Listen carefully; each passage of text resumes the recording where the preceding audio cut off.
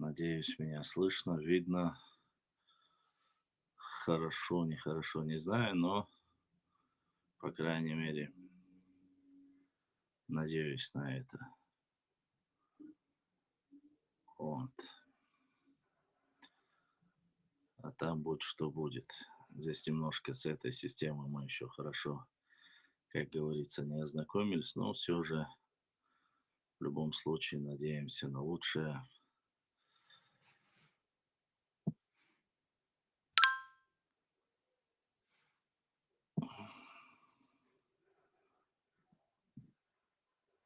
Вот. В пятницу мы договорились проводить по мере возможностей в телеграм-канале, субботу-воскресенье. Ну, пока еще не отключили в YouTube-канале. Постараемся пообщаться, поговорить и ответить на ряд интересующих вопросов, которые у нас возникают.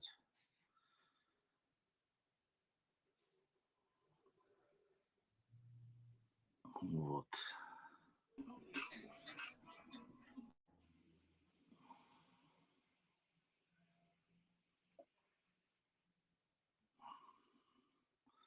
Правда, погода у нас не сильно радует. Всю зиму ждали снег, а снег получили только в марте месяце. Причем уже во второй половине марта месяца. Погода не радует, но дикних дуданула.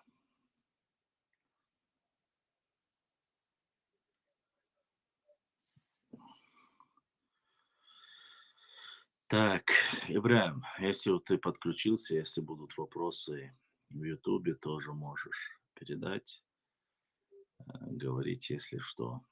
Мало ли. Постараемся тоже, как говорится. Прошлую неделю мы обсудили ряд вопросов а, исторических. После этого мне начали присылать ролики снова и снова. Наши а, соседи с Востока тоже начали рассказывать сказки про Шаройский Джаберлоевский район, снова и снова закидывая про архитектуру, которая якобы она у нас оказывается в Чеберлое, очень сильно смахивает на остальную архитектуру наших восточных соседей. Честно сказать, за все время мне хотелось бы увидеть, насколько она похожа, где ее публикуют и как она выглядит, раз мы ее переняли. Вот. Поэтому а, нам разницы нету опровергать чьи сказки, восточные норнийцы или откуда бы они ни были. Вот материалы я понемногу готовлю. Сейчас просто-напросто еще люди до сих пор никак не могут а, определиться, какие же социальные сети все-таки лучше. Телеграм или же другие. Ибраим, салам машалду.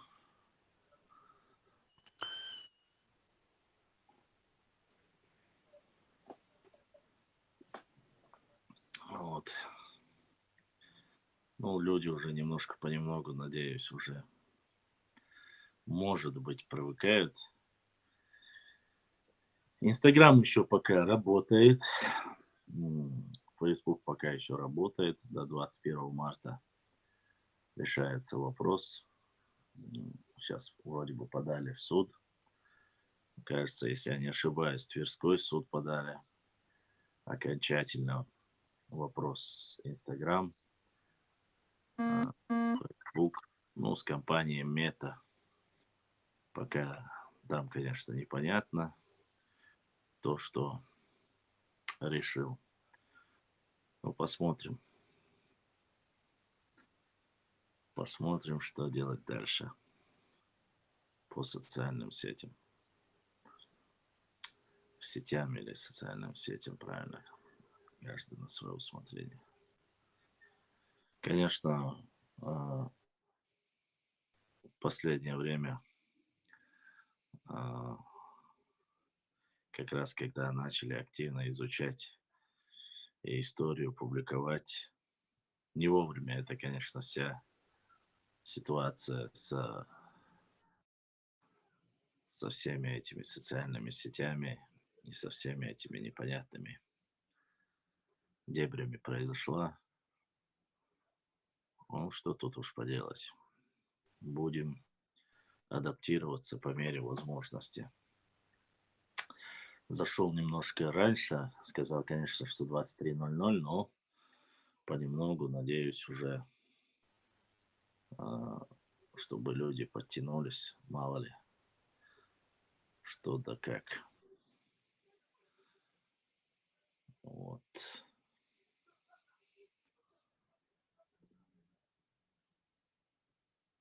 И что ж.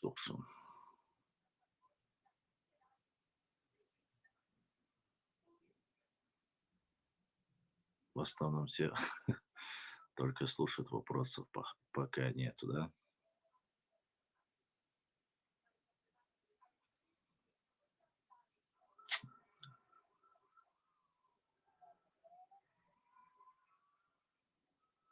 О, Heinz Goshono, Ibrahim. Setu Mahalalatin. Диклатин. Кепка морского флота Орсанева.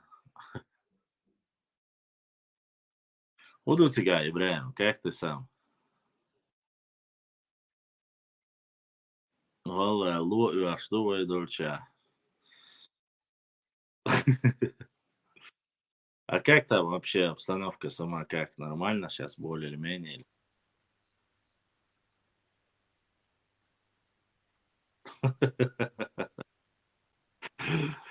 После вас на кризис хатит бая. La Telegram çol da kodluşlar var da da etter der onu Ibrahim. Şaştın spaka. Te كامل те yazın da çegay tahqiqi variantiyat.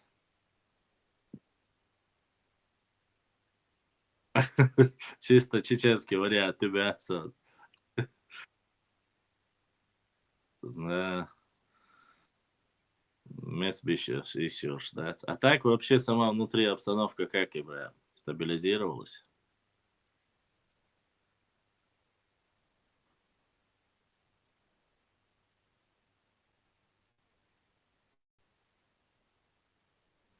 Понятно.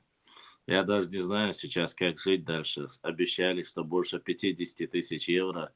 Мощан, Россия, я летаряция. Как я теперь дальше буду жить, я даже не знаю. Ора, как раз Мерседес. Как раз Мерседес есть. Köpek Golf-kártya вообще, да. حق يزرخ موديل شادك حق يزرخ. انت هتكنك ويل سبيت مونية ليربو شادو سبا كام حال.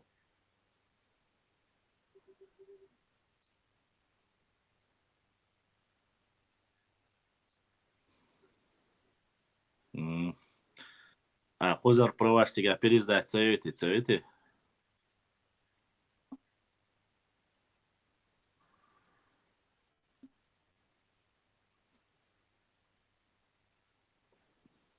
Мгм.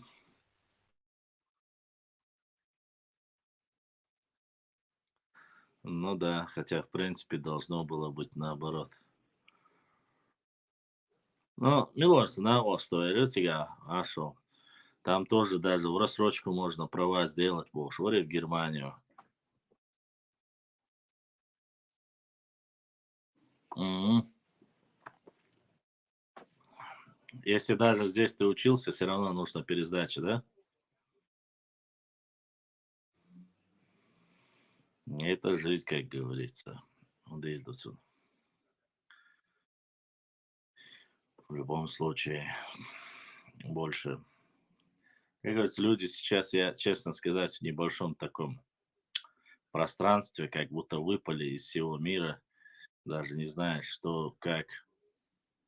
Сюили Бубалдик Дейч Бетхуэл особенно, походу, пользуется моментом.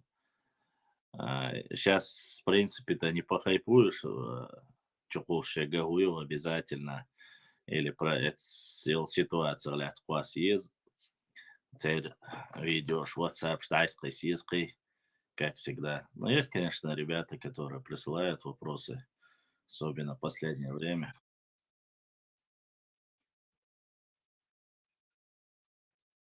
по истории присылать. Я ж сейчас Балдик Дейч Тухай тормознулась, там же ДНК проект тоже вроде бы европейский был. Сейчас уже навряд ли кто будет сдавать. Ну, доллары и евро пошли вниз здесь уже по стоимости. Махуаба был 93 баре, 97 бар уже вабе лесен.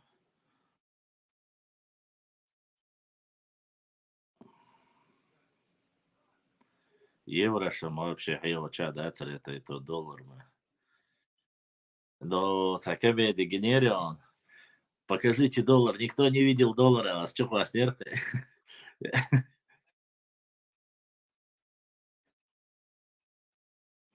Ну, я же говорю, опустились цены, опустились. В принципе, сейчас ты ситуация пока такая. Но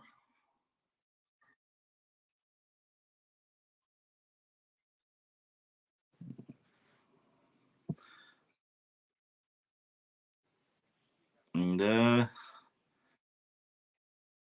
12 900, почти 13 Халбялери продажи. Хотя что мне переживать, моя? Со вообще щак даваться в PayPal, ты, 10 канадских долларов до что? Если что, щекаркиль, если рюхой, если что. Ну что, кыйкыйым дать. Микрофон, летю, асмасара, запрос хаяти чар, принятие. Да вроде бы у меня все включено. Вот Тазбичи отправил, микрофон Халатея. Халатына слепой отправил, тоже я принял. Там он не знает, что ли, отправить и ездить и сахатишь. Хотя Рамзан, Рамазоти, там хохудари Рамазоти вала. Все включено. а,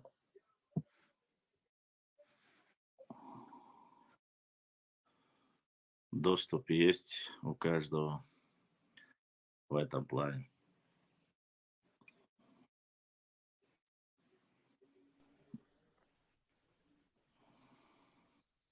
Пока что.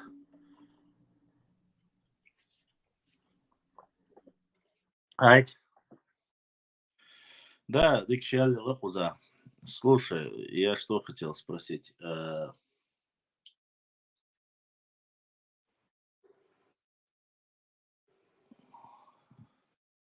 Ибраим, а что там насчет этих 10 дней? Ты вроде говорил, запасайтесь на 10 дней туда-сюда, будешь с отцом, что да, Сартигадович.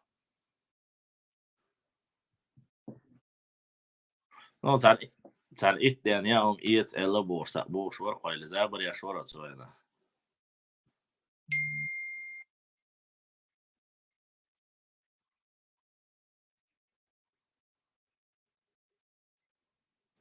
Назвавший себя Абу-Кавказом. Хакой чухоин сар хакуку бахты шару бухты шути.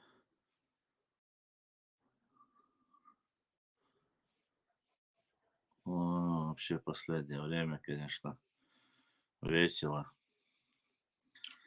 Весело живут наши. Столько скринов прислали. Чечаны не ценят добрых отношений, только удар бомбовый их всегда успокаивает. Надеюсь, скоро до конца уничтожишь Чечню, чтобы наконец-то оставили в покое ингушей. То,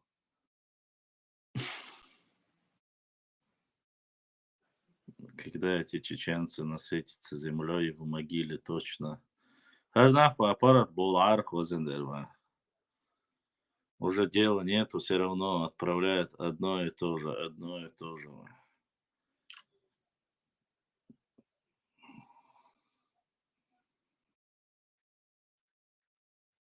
Да, у меня без VPN он работал, в принципе. На обычном Wi-Fi работал. Но он там такой, знаешь, сейчас непонятная вообще ситуация с Инстаграмом. 21-го вроде бы сейчас подали в суд, рассматривается. 21-го будет уже окончательно решено, что можно и с VPN, можно или нельзя окончательно. Но походу я так понимаю, что предполагаю, что закроют его. Вот. А еще и YouTube говорят это. Ну, как раз пока сплетни насчет Ютуба достоверны. Дуда Цаец, он тоже как бы на уровне сплетни, ни больше, ни меньше. Вот.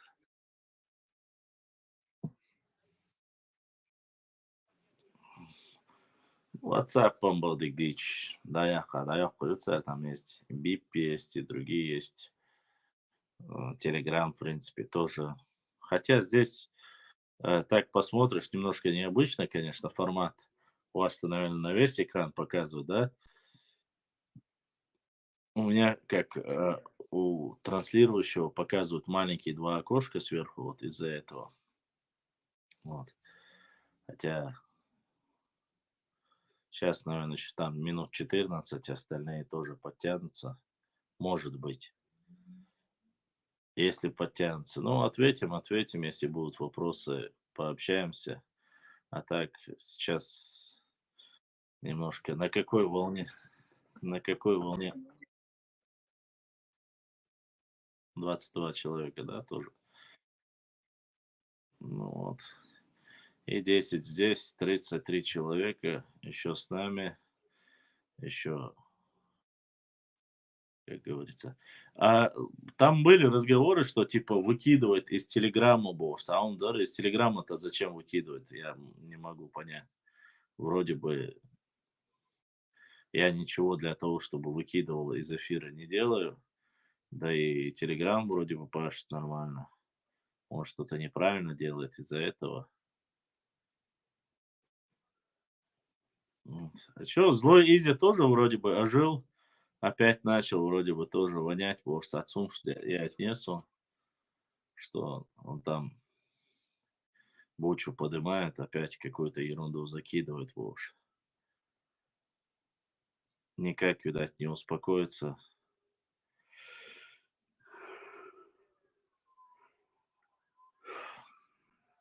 но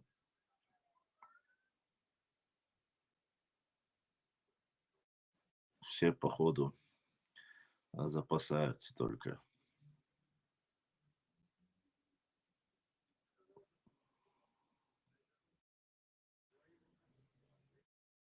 О чем вообще сейчас?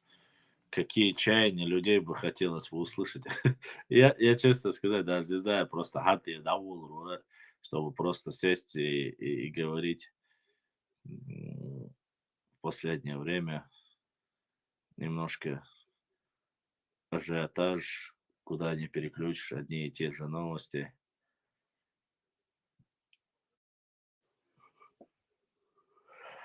Кого не спросишь, вроде бы, кто работает, тот работает. Кто не понял, тот поймет, потому что, а что? Только и остается читать книги. Вот.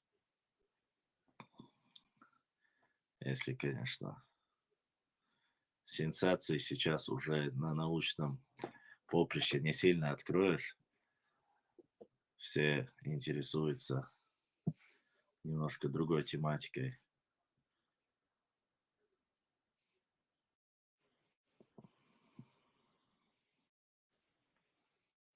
Хотя у нас есть много вопросов, которые не рассмотрели. lielu dikcējumu un masēna.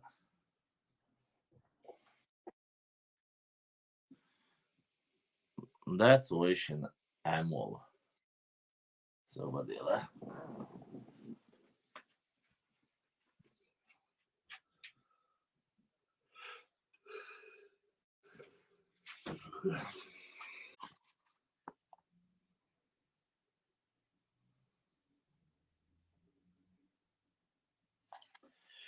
Этнонимы и топонимы. Есть здесь один раздел,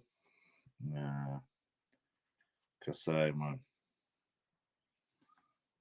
непосредственно.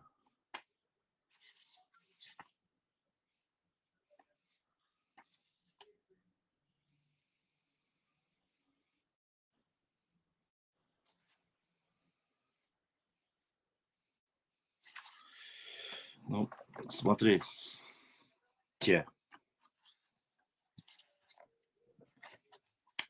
постараемся немножко, пока у людей вопросов нету.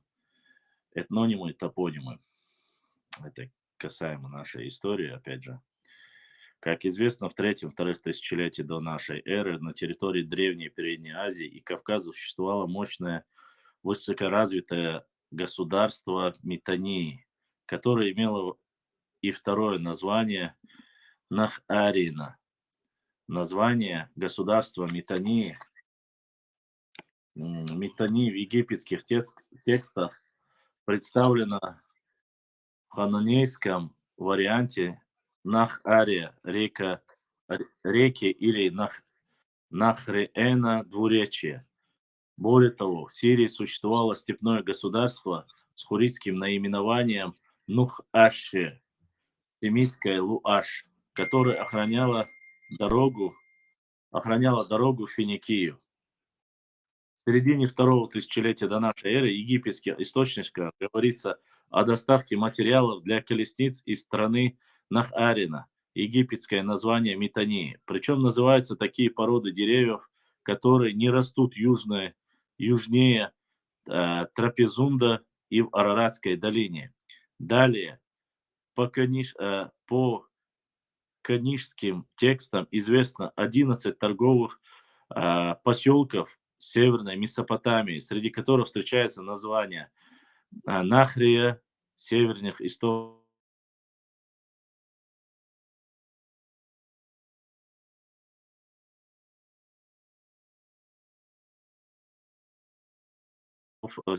реки Хан.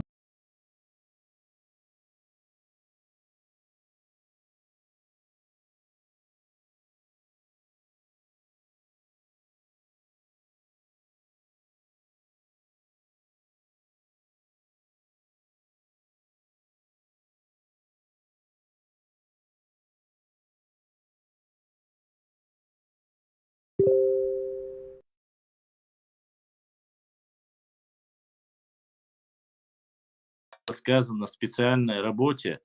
В последующем, в период этот этноним встречается в армянской географии в VII веке среди народов Северного Кавказа в виде словосочетания «Нахчиматянг».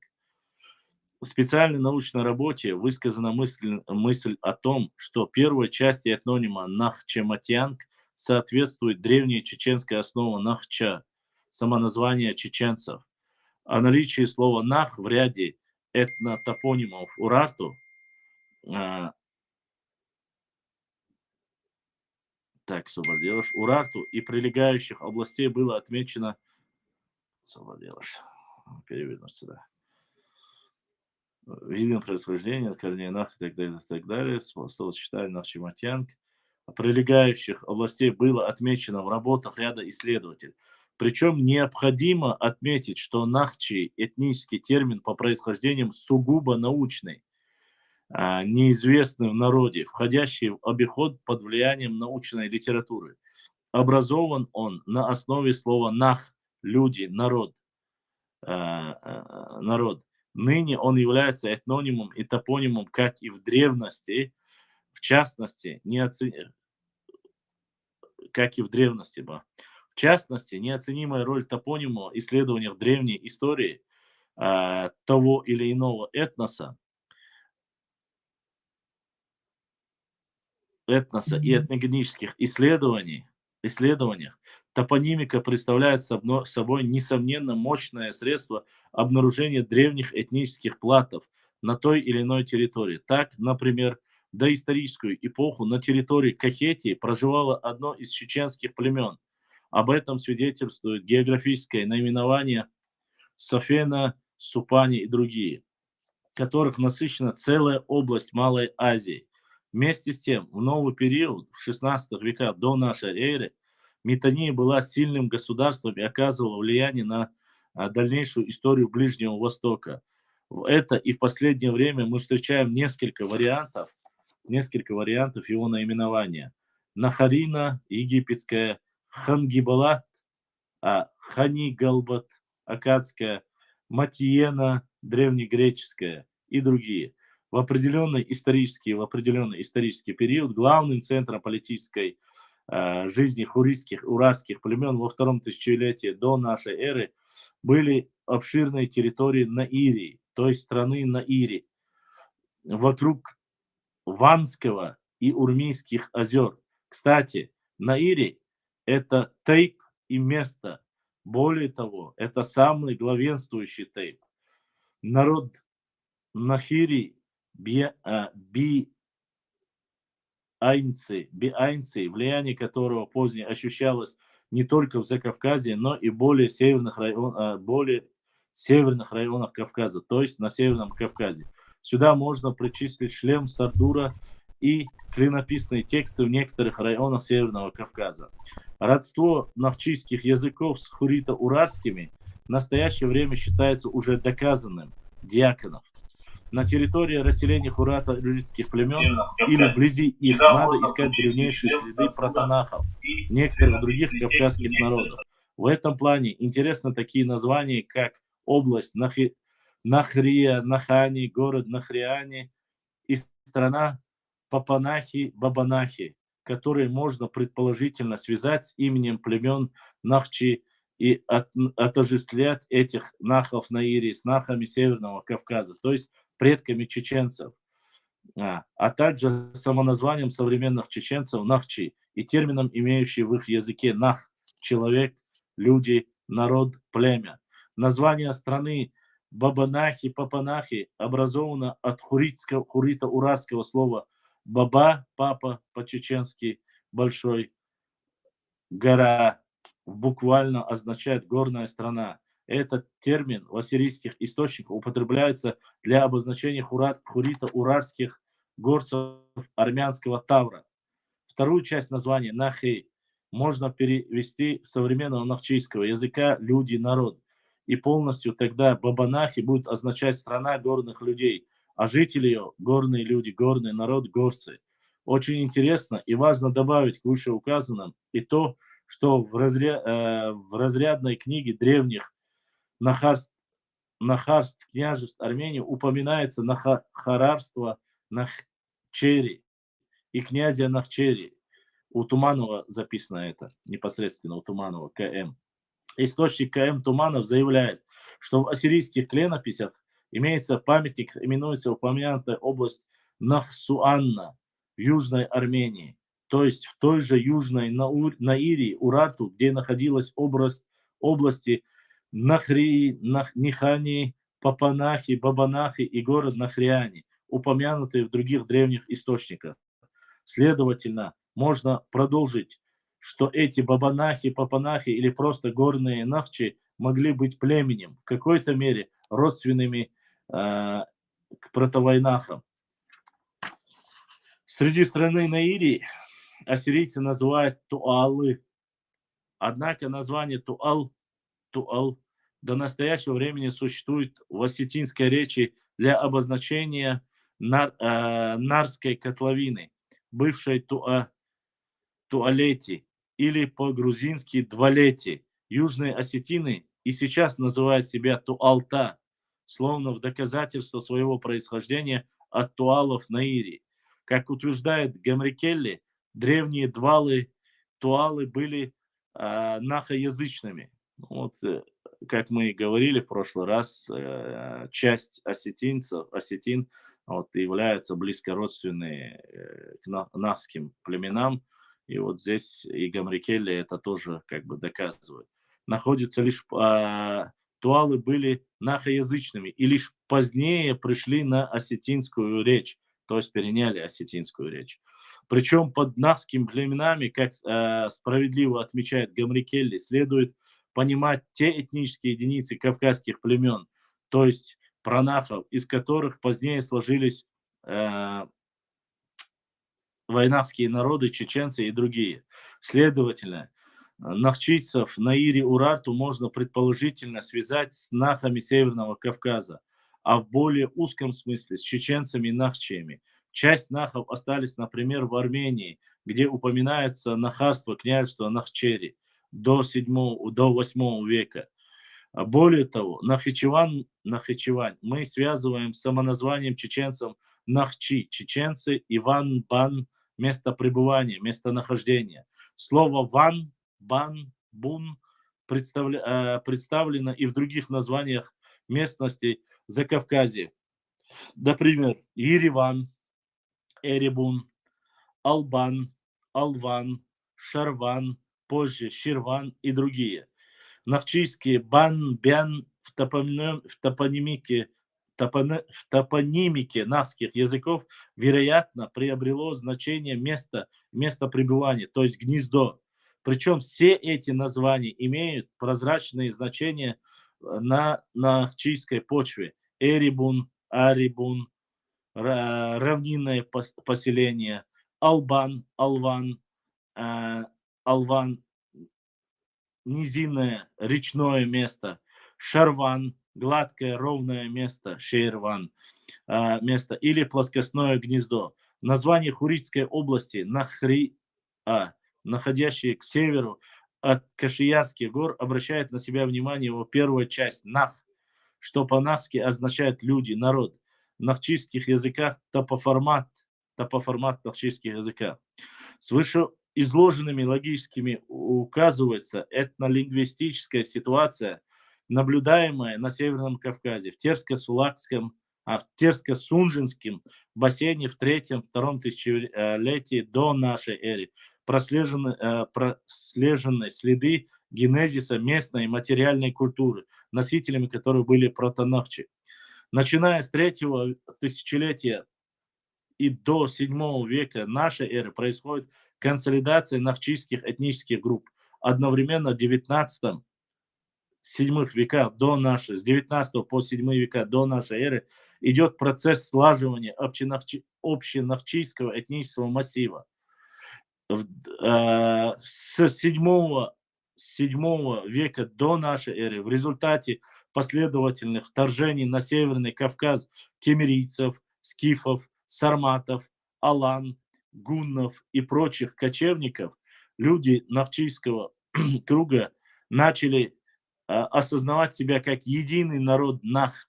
Это самоназвание семантически восходит к значению «люди». Здесь необходимо уточнить, что М. Муса Багаев не учитывает родственные отношения между нахчийцами и указанными этническими элементами, кроме гуннов, и об участии наших предков в формировании перечисляемых их племен. Послушайте, вот из перечисленного материала мы можем, конечно, сделать вывод. Особенно те люди, которые непосредственно говорили и всегда упоминают о ДНК, разности ДНК, почему, насколько у нас вот эти разные ДНК-группы J1, J2, L3, Q1. В основном самые вот одни из самых 4 больших, которые гаплогруппы, которые у нас есть.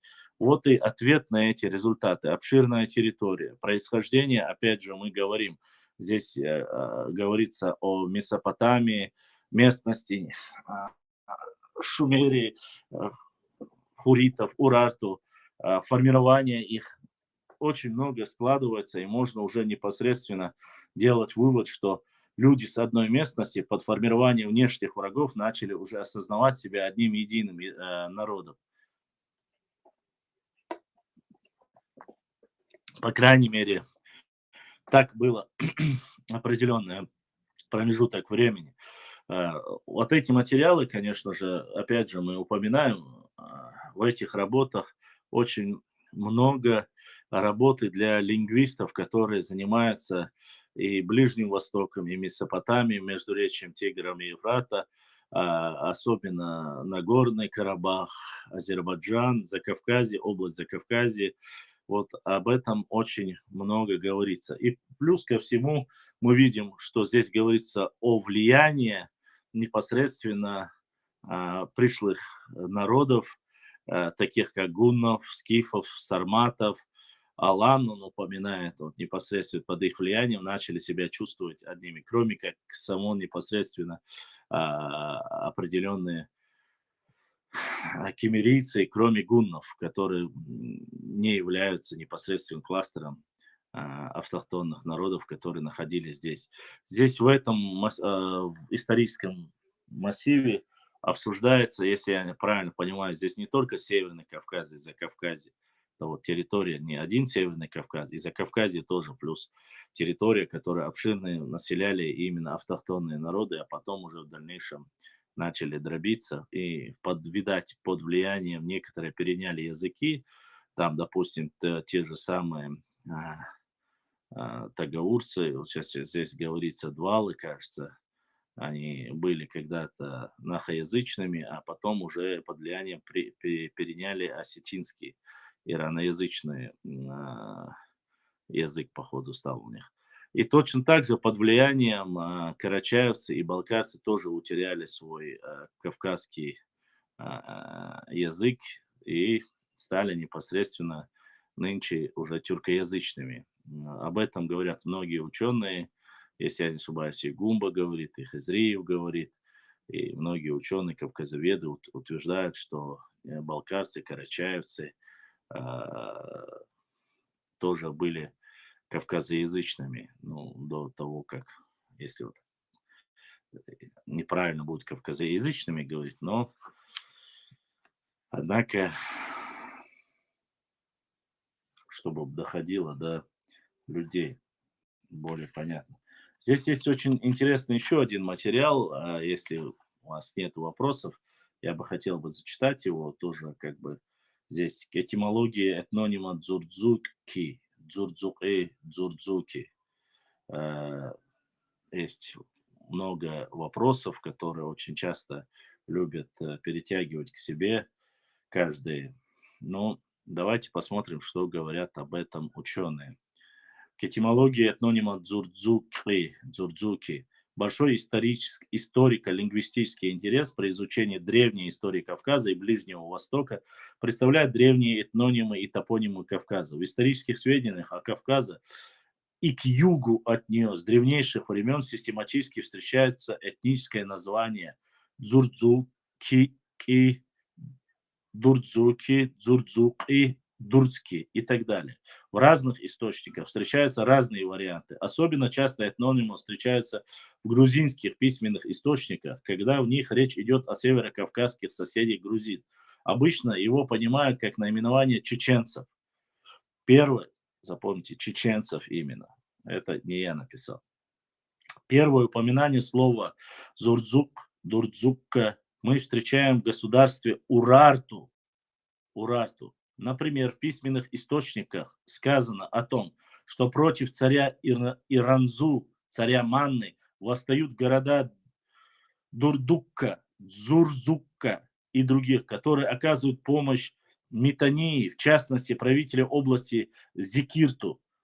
В других источниках упоминается о том, что в 719 году до нашей эры город Дурдукка, находившийся во владении манейского царя Иранзу, отпал от Манны.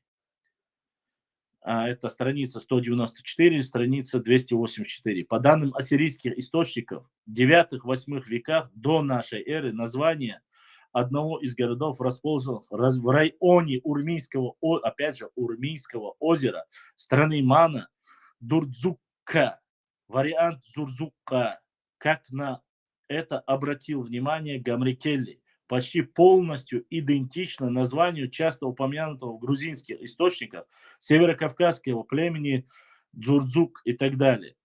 В одном из древнейших грузинских источников читает: «А над детьми Кавказа был владыкой Дзурдзук, сын Терита». Сын Терита. Такое заявление Картлис Ховреба обусловлено тем обстоятельством, что Дурдзука в определенные периоды истории сыграли существенную роль в политической жизни Грузии и Кавказа в целом. Достаточно вспомнить их помощь грузинским царям, в частности Саурмагу, Тамаре и другим при подавлении восстания, также войнах Грузии с иноземными врагами с юга и других. В Ахушти-Багратионе Дзурдзуков помещает южнее Кистетии, а Кавказ расположен, по его мнению, между Пшауахи-Суретией и Дзурдзукетией. По данным армянской географии VII века, по соседству с кистами живут дурдски. На исторической карте Грузии XII века, составленной в 1923 году под редакцией Бирамидзе и Джавахашвили, также рядом с кистами, только на юго-восточной территории указаны дзурдзуки. Юго-восточная территория – это наша горная территория Чечни, чтобы было понятно. И это говорит не чеченский автор, а Бирамидзе, Бирамидзе и Джавахашвили, которые граничат с Кахетией, а граница с дидойцами называется Дзурдзукие горы, Дзурдзукские горы, Дидоэти, то есть на границе с Дидоэти. Дидоэти – это граница фактически нынешнего Дагестана. И она не граничит с Ингушетией, чтобы было понятно многим, кто не знает об этом. Этот материал очень важен, особенно тем, кто любит очень. Я просто его не выписал, я могу его выписать, я могу из него сделать материал и, конечно, загружать, как я это делал в Инстаграм. Абсолютно никакого труда не составляет. Но дальше интереснее. Дзурдзукские горы, то есть это те места, где ныне представлено одно из чеченских тейпов Зандхуай, Сандхуай. И я это не впервые встречаю, что именно к дзурдзукам относят Зандхуай и Сандхуай. Очень интересный момент, потому что и Зандхуай, Сандхуай является одним из исконно чеченских тейпов. Вот. В грузинских источниках чеченцы и ингуши известны под различными названиями: Дурдзои, Дзурдзуки, Зурзуки, Кисты, Нахче. Когда в грузинских источниках речь идет об ингушах и чеченском вместе взятых, то употребляется слово кист Дзурдзуки. Тем самым ингуши выделяются под названием кисти. А в отдельном под дзурдзуками подразумеваются чеченцы. Кроме того, серьезное внимание заслуживает и справка из работы в Ахушти-Багратионе «Описание грузинского царства», согласно которой дзурдзуки – племя кавказских горцев, Вайнахи, Нахти, Нахчи и так далее. По этому поводу академик Меликашвили пишет: в древности адыгско-чеченско-лезгинские племена были распространены не только к северу от главного Кавказского хребта, но, по-видимому, и к югу от него, в Закавказье и еще южнее. Характерно, что уже в древневосточных источниках хетские, ассирийские, уральские надписи на территории источника к югу от Закавказья мы встречаем ряд названий, обнаруживающих поразительную близость с названием, засвидетельствуем позднее адыгейско-чеченско-лезгинской среде. Вот еще раз мы тут повторяем непосредственно, смотрите, адыгейский четко упоминается, видите, адыгейско-чечено-лезгинской среде. Я вот ничего не убираю, как написано, страница 193, 193, страница 120. Сопоставление грузинских названий чеченцев приводит к мысли о том, что они представляют собой этнонимы этнонимы, под которыми выступали отдельные чеченские общества, пограничные с Грузией. Существует мнение, что кистами назывались предки ингушей, мнение, жившие по реке Кистинки. В современности представление чеченцев кисты, кистины– это чеченцы, проживающие в Грузии на границе с Чечней. По аналогии можно предположить, что дзурдзуки– это название одного из чеченских обществ, пограничных с Грузией. Наиболее созвучно с этнонимом Зурдзук название чеченского общества Вар, Тейпа, Зандакой, Сандакой, локализующие юго-восточной части Чечни. Интересно сравнить также название их аулов. Зандака, Зандак-Ара на Жиртовском районе и Сандака, название горы Сандакой, Лам, гора Сандакойцев в Галанчожском районе. Некоторые из звуковых расхождений между названием Дзандкой, Дзурдзук находят удовлетворительном объяснение. В обеих словах выделяются дак, дзук, дук, дук, дук, которые могут рассматриваться как фонетические варианты одной исходной формы дак, дук, хребет, сын. Вариант «дзук» может рассматриваться как результат употребления «дук» начальному «дз» в «дзур» иноязычной среде. В пользу вышеизложенного говорят высказывания Меликашвили о том, что наблюдается колебание начального звука «з» и «с». Это же наблюдается в названиях манейских поселений «д» и «з», «дурдукка» или «зурзукка». Также встречается вариант колебаний звуков КК, К. Это свидетельствует о том, что в произношении во всех случаях мы имели какие-нибудь местности аффиканты, звуки, чуждые ассирийскому языку. Значительные трудности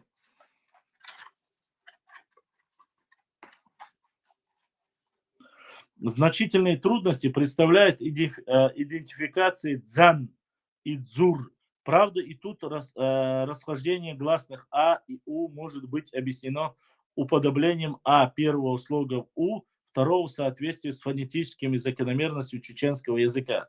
Хотя морфологические звуки Р и Н выступают в чеченском языке на одной роли основообразующих элементов, так наращении в косвенных падежах и при образовании множественного числа. Найти примеров употребления слова «дза», «выступ», «угол», «грань» наращением «р» не удается, но есть наращение «н», «сан», «о» и другие. Но с точки зрения фонетической закономерности большинство иберийско-кавказских языков сонорные R и N варианты одного звука, поэтому чередование их не меняет исконную структуру дзан, дзур. Они варианты одного корня, поэтому отождествляется первой части слова дзандак, дзурдзук, оставляет сомнения, если должным образом не учитывать закономерности фонетики. С точки зрения морфологической и фонетической этноним дзурдзук может рассматриваться как производное от нарицательного слова дзурдзук, дзырдзук, рычаг, подъемный кран, который мог использоваться и для метания булыжников в качестве оружия. Расхождение гласных А и У объясняется влиянием у второго слога на А первого. Слово дзурдзук сложное, которое разлагается на дзер, гар древесный, относящий к ветке, и дзук, дук, бревно. При отождествлении этнонима дзурдзук с названием орудия дзурдзук остается невыясненным. Какое именно в чеченском обществе могло отличаться настолько броским, эффективным использованием такого рычага катапульты, чтобы это слово могло стать его этнонимом. Как это было отмечено выше, дзурдзук в грузинских источниках обычно упоминается в связи с тем, что они, как воины, участвуют в различных событиях в Грузии и на ее границе, поэтому они могли называться просто воинами. В связи с этим возможно сопоставление первой части этого названия нахчийским словом «сур», развивающий «дзур», войско, и в другой части с тем же словом «дук», развивающимся иноязычной среде дзук. В каком случае это слово могло означать войско хребта или горское войско? Очень интересная версия, кстати. Более того, исторически первая часть слова «садак» имеет непосредственное отношение к слову «село», «свет», «село», «свет». На сегодняшний день на основе имеющих языковых данных последние варианты толкования термина представляют более близким к реальности и с точки зрения, возможно, фонетических изменений семантики этого сложного слова. Вот такие вот интересные моменты, как говорится, по этой терминологии. Но в любом случае мы видим, что использование этого материала, используются они без разницы, конечно, кем бы они ни использовались, оно используется как древнее слово. Самое интересное, что оно употребляется очень часто в уральском и хуритском языках. И это уже, конечно же, имеет огромное значение и древность этого слова. Но что терминология дзурзук, дзанхуай, цанхуай, оно тоже относится, и определение его географическое расположение оно имеет. Мы знаем, да, что у нас на картах есть селение Зурзук, и точно так же есть чеченский тейп, как Зурзук. Зурзук тейп был, по крайней мере, ранее об этом упоминается. Вполне возможно, что трансформация этого тейпа уже Цзанхуай, уже перешло на Исанхуай, и Цзанхуай к ним относится. Но само слово, что это горное войско, тоже имеет место.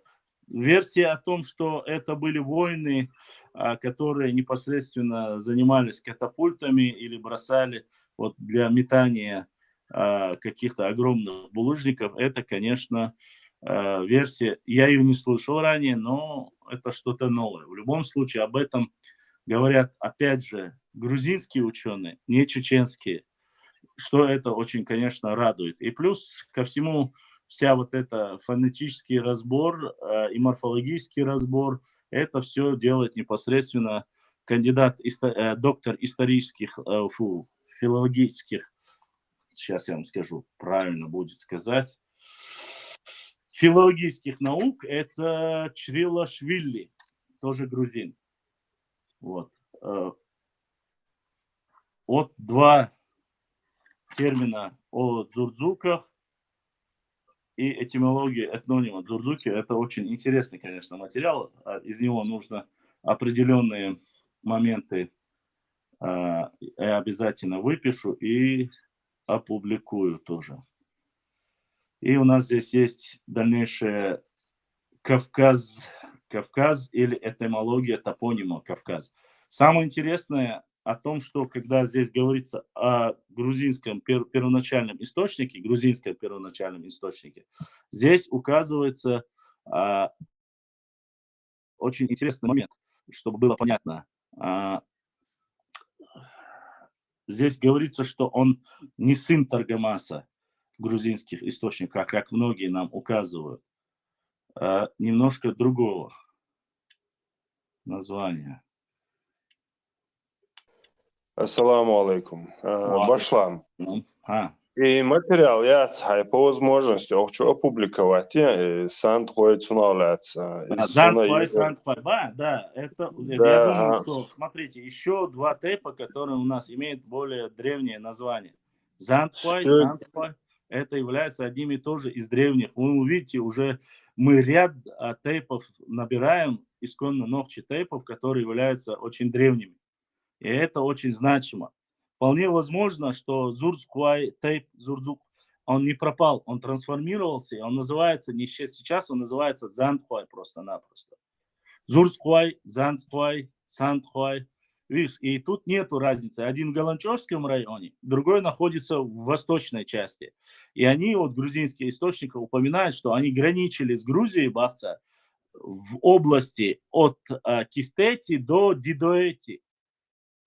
Очень граница расширенная. Грузия граничит. Дешу и сосо Сандхоу тадедас дюцерсу олоркеш гүржиш халкше цахболшан царшех дзурзуки олор кисты олар оле дюч. И Грузии хинц от Сандахоя хинц дюч примерно 2 часа гоура. Не так сихуакш, а так мелиш гоура цан Я думаю, ближайший. даже намного ближе закат, намного ближе даже. Смотри, здесь как указывается. Многие же нам говорят, что он якобы Дзурдзук был сыном Таргамаса и так далее. Ну, видишь, здесь как написано. Здесь более четко написано. В одной из древних грузинских источников читаем, и он уже цитирует слова. Смотри, как читается. А над детьми Кавказа был владыкой Дзурдзук. Владыкой Дзурдзук. Сын Терета. Не Таргамаса, а сын Терета написано, что Дзурдзук. Терет халабахцу очень дети. Понимаешь? Это тоже это новое. И здесь в основном все источники, они являются грузинскими. Здесь нету ни одного чеченского источника. Это все грузинские источники, это очень важно и значимо. Обязательно, мне вот сейчас все здесь пишут, выписать и опубликовать. Я духовеш. Да, хаусерду сделаю, постараемся сделать и опубликуем обязательно, конечно. Мне это... Я над этим... Таболчан, да, гейтинцер, короче, насчет этого. Шейнхург, да, тоже. Ну, дополнить того же Ронса. Да, обязательно сделаем. Это не проблема. Опять же, книга очень хорошая. В основном, конечно же, можно более углубленно ее изучать. И мы будем это делать, конечно. Но видите, здесь, в принципе, указания здесь четко делятся. В этой книге, по крайней мере, делится уже Дзурдзук и к кому они относятся. Ну, и это, начиная от территории, видишь, более обширная территория. Опять же, начинаем мы откуда? От озера Ван, Урмийского озера Бахсу. А это та самая Нагорный Карабах, нынешний Нагорный Карабах, Армения, Азербайджан, вот с этой территории и по нашу настоящую территорию. То есть территория распространения и проживания непосредственно нашистских обществ было большим. И под формированием уже, когда было государство, люди, где общества разные проживали, когда начали разные непосредственно приходить пришлые народы, кочевые племена под влиянием скифов, сарматов, вражеские, они начали собираться и формироваться в один единый народ. И под формированием единого народа непосредственно вот это слово «нах» имеется в виду люди, которые проживают в этой области, взяли название. Понимаете? Вот сколько, как говорится, мнений, сколько ученых. Но здесь мы в основном вся научная работа формируется непосредственно за счет вот таких важных работ. Ибрahim, если есть вопросы, вы задавайте вопросы, спрашивайте. Мы постараемся, конечно же, и по максимуму, конечно, если будут. Даже могу удалить, Ибрahim, есть интерес что-нибудь. Sen bu YouTube çağırış var. Sonraki. Yok, форум, 51 человек собрался. Ладно, хорошо. Мне, смотрите, здесь, в принципе, не сложно. У нас следующий там параграф есть тоже очень интересный. Я просто не хочу нагромождать подряд, чтобы у нас как бы не было. Кавказ или к этимологии топонимии Кавказ. Вот, мы можем о нем, многие спрашивали, откуда появилось название Кавказ, Шумхалаха, мы можем и про него тоже этимологию этого слова зачитать. Конечно же, кому как интересно. В дальнейшем, следующее, после Кавказа, мы понемножку будем, конечно же, все. Будет речь идти об Иберии. Опять же, ногчи-тейпы здесь задействованы, такие как Сесенхой, Сесентайпан. Вот о них здесь есть тоже. Так что понемножку мы будем затрагивать и чеченские тейпы, и взаимоотношения. И много, я думаю, что Сасан и Сесан, а, о них тоже говорить и обсуждать. В любом случае, все эти тейпы, опять же, мы говорим в основном только про свои чеченские тейпы. И чем больше мы видим их связанные с историей, древней историей, это очень важно и нужно знать каждому. Сейчас, вы знаете, когда это говорю я, Масла, сравнивая меня там чуть ли не 100 какие-то, я не знаю, Чингачгуки пытаются там сравнить каким-то определенным направлением, чтобы там не общались, не говорили. Там. Когда говорит, допустим, Хабиб, тот же чемпион, любимец там всего Кавказа, всего там спортивного мира, этот человек вот закидывает, распространяет на дагестанских пабликах, он распространяет, делайте добро, там, тренируйтесь, там много-много всякого разного рассказывает он. И он говорит в конце, обязательно изучайте свою историю. То есть, когда мы говорим, я призываю, я являюсь сразу националистом, изучайте свою историю, дабы не допускать новых ошибок, дабы знать о фейках, о сказках, о тех людях, которые непосредственно пытаются или приписать себе чужое, или же наоборот выдумывать что-либо новое. Этого допускать ни в коем случае нельзя. Не нужна ни чужая история, и тем более выдумывать историю не нужно. У нас достаточно очень богатая история и древняя история. Проблема людей только лишь в том, что она неинтересна. Тот, кто изучает историю или рассказывает историю, оно не дает людям, как говорится, вот понимаешь, а, возможности много там зарабатывать, там, обогатиться за счет этого. Поэтому работников в истории не так уж много. Когда, если там не доходит до определенных моментов, а вот когда начинаются территориальные проблемы, ну, грубо говоря, география, там, лингвистика и все остальное, тогда начинаю вспоминать уже сразу о том, что, оказывается, есть якобы историки, есть географы, этнографы и так далее и тому подобное.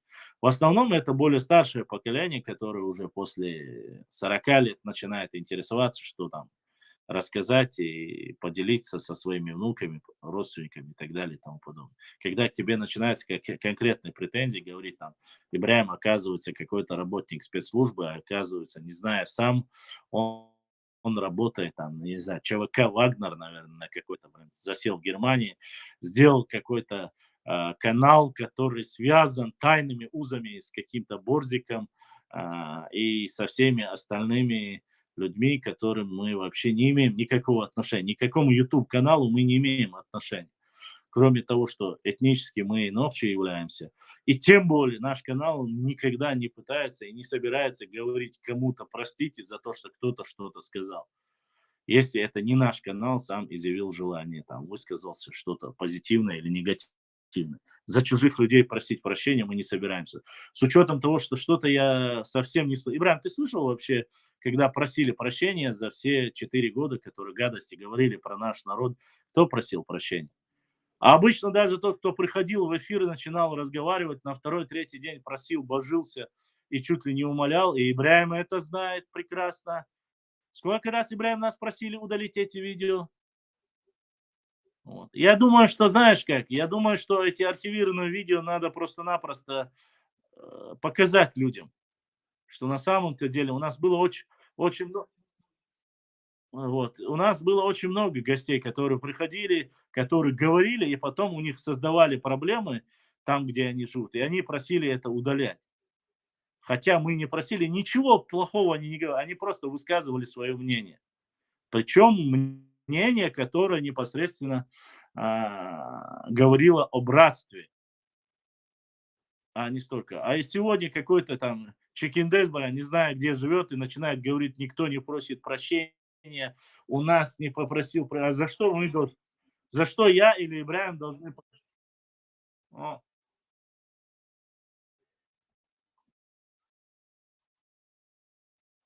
а Сундерма, нет, встретиться да хундас, просто-напросто, ой, встретиться да, цада хундор, шундатига, мы-то перед Всевышним числом.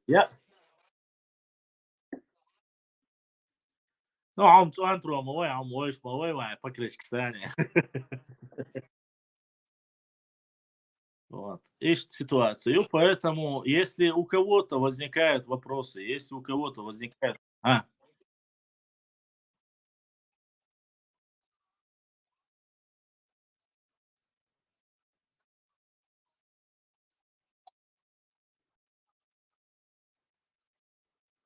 Нет, они говорят...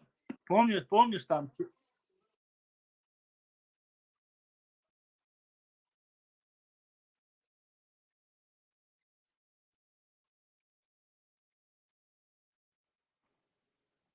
А сам Богом все равно, Ибрahim, мы-то о чем говорим? В любом случае, ни ты, ни я, ни кто-либо другой, мы же никого не призываем, никого не... Здесь речь идет об истории.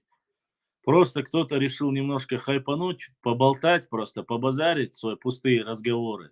Ни больше, ни меньше. Связать там какую-то мафию, блин, масадовскую. Я не знаю, чуть ли не масонская ложа какая-то, которая сверхсекретными делами. Да нет никаких сверхсекретных дел. Никому. Вот сегодня есть дело кому-нибудь до кого-нибудь? Нету. Каждый занимается теперь уже все. Знает, что это будет преследоваться, знает все остальное. Укрылись, уткнулись, заткнулись, и все пропали. Понимаешь? Мы же, опять же, сегодня, если никто не говорит ненужные вещи, давайте каждый будет заниматься своей историей. Мы занимаемся своей историей. Мне, допустим, абсолютно неинтересна какая-то чужая там история, и не думаю, что она интересна там Ибраиму и всем остальным. Мы занимаемся своей историей. Если кому-то интересно, вот смотрите, сегодня мы для себя открыли, ну не открыли, не сегодня, а этот материал есть, мы публикуем, мы говорим, рассказываем о своей истории, тех же терминологии, этнонимах, касающей нашей истории. Нету никаких проблем. Если кто-то захотел поговорить об истории, заходите. Но не нужно видеть везде, что торчат какие-то политические, политтехнологические какие-то там, я не знаю, материалы или провокации, чтобы поссорить, там, натравить. Если, если этот баран, то, что говорит, было бы правдой, получается, я наоборот должен был натравливать, я живу в городе Грозном, Асусу, я должен был натравливать на Ибраима кого-нибудь, грубо говоря, Европе Ибраима, ой, а сонок чучур башлам. Я хоть раз когда-нибудь говорил что-нибудь? Никогда не говорил и не собираюсь говорить. Нет, конечно, тут речь идет совсем о других вещах. Речь идет об истории. Можно историю рассказывать в братских, дружеских, хороших отношениях. Вот. Допустим, если взаимоотношения есть великолепные, у нас, допустим, я, вот есть Аслан и многие другие ребята, которые пишут адыги. Я, прежде чем опубликовать, спрашиваю, отправляю, говорю, послушай, брат, есть тут такая-то ситуация, вот здесь у нас написано, что он чеченец. На фотографии написано, что этот старейшина чеченец. Вот. Что у вас написано? Он проверил, он говорит, у нас написано кабардинец. И кто, понимаете, проблема в чем? То, что и нас, и у них где-то, если где-то черкесов путают с чеченцами и остальное, это вполне возможно. Ничего плохого в этом нету. Но если люди между собой поговорят, скажут, вот это есть, вот этого нету. Стоит публиковать, не стоит публиковать. Но когда тебе говорит, что Деникин там завоевал Чечню за 2 дня, а потом пришли, у него положили 18 тысяч человек, и ты ему задаешь вопрос, и Ермолов, Деникин и Ермолов, между ними огромное количество времени. И Ермолов там сказал, поехал в свою Чечню отдыхать и так далее и тому подобное. Кто был Ермолов, кто был Деникин? Нигде, ни на одной бумаге я не нашел, чтобы деникиновцев, белогвардейцев или без разницы, или Ермолова отряды, чтобы 18 тысяч кто-либо уничтожил, имеется в виду в определенный короткий срок истории. Нету. Я задаю вопрос, откуда вот ты взял это? Если бы ты не оскорбил, не задел бы, без меня бы рассказывал свои сказки, я не против. Но ты рассказал, откуда? Пойди и поищи, как я. Ну где искать? Тех 2 книгах я взял, вот я нашел этого Ермолова, я нашел Деникина, но ничего подобного ни Деникина, ни Ермолова нету.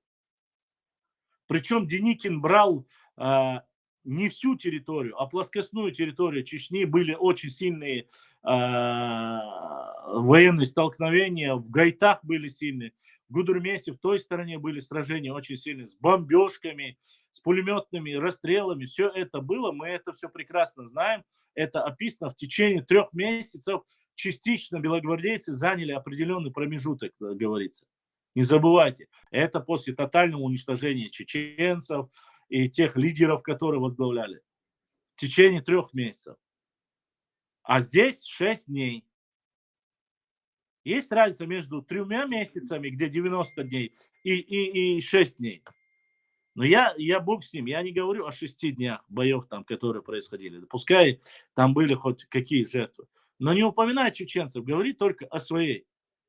Он сказал, увидел 18 тысяч трупов, ушел, сказал не покорить, а вот, значит, чеченцев я покорил, ушел в свою Чечню, но это даже, блин, дважды два, понятное дело. То же самое это Чекиндес сейчас рассказывает, лысый, такой же лысый, как и мы с тобой, сел рассказывает, говорит, а здесь были у Шамиля какие-то соляные шахты, пороховые шахты, а вообще я хочу добавить, говорит, с древности горная часть Чечни принадлежала аварским нусалам. Где она принадлежала им? В каких? То, что Гильденштейн указал где-то, но Гильденштейн появился вообще, сам появляется в каком? 19 век. В 1833 году о нуцальствах описано в русских документах, говорится, что они вообще не имели никакой власти. Не то, что на территории Чечни, даже у себя они не имели как таковой власти. Номинальный князек, который получал, грубо говоря, там определенные, там, ну не знаю, это его личное дело, меня это не волнует, конечно, это их дело. Ты говоришь там где-то у себя там в Цумадинском районе, я не против, но не лезь-то хоть к нам. От того, что там сегодня определенная часть проживает, граждан проживает на территории Чечни, начали заявлять. То есть, подождите, если так говорить, это как раз-таки разжигание межнациональной розни.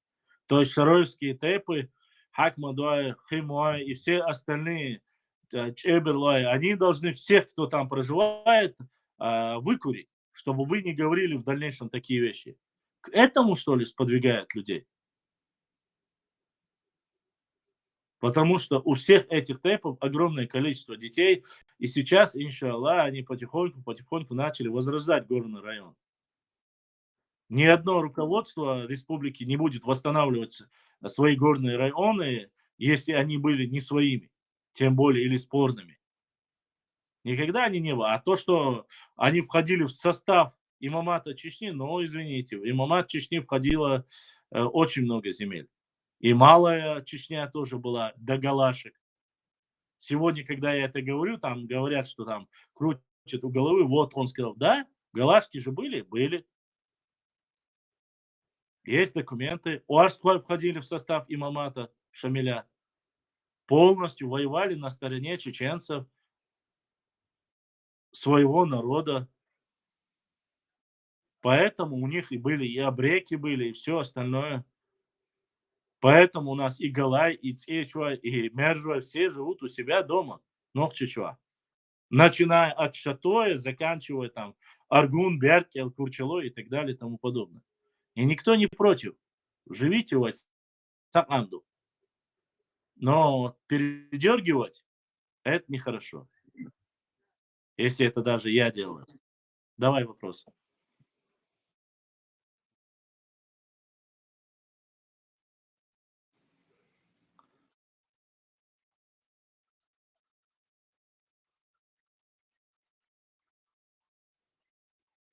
Кто написал это?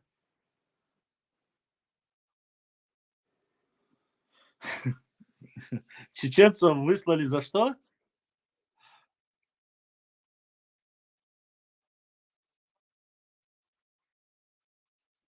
Ага.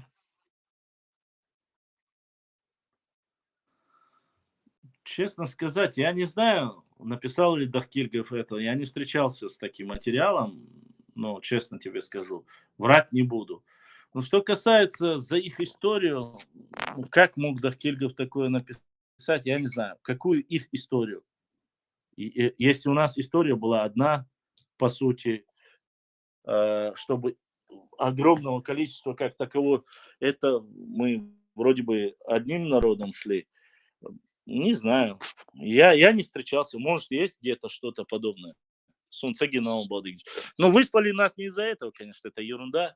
Выслали, мы зачитывали это. Кстати, мы до этих материалов дойдем, о депортации и других материалах.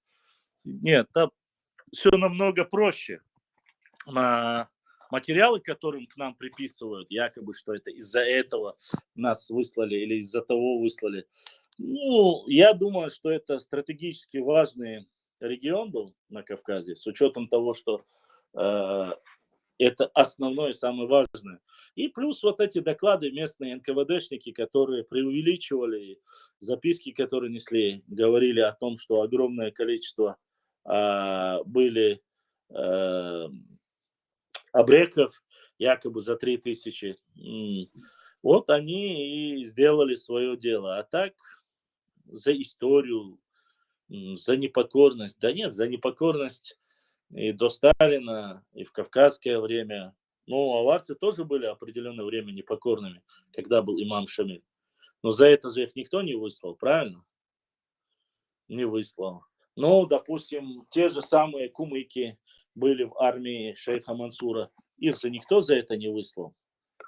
Не выслал, не выслал. Они же тоже не были всегда там покорными царской власти. Нет, они тоже сопротивлялись вместе со своими соседями, братьями, чеченцами сопротивлялись, начиная от Петра Первого, и жили вот так бок о бок с чеченцами. Но их тоже не выслали. Остальное возьмем, ну, черкесов, наши братья Владыка, понятное дело.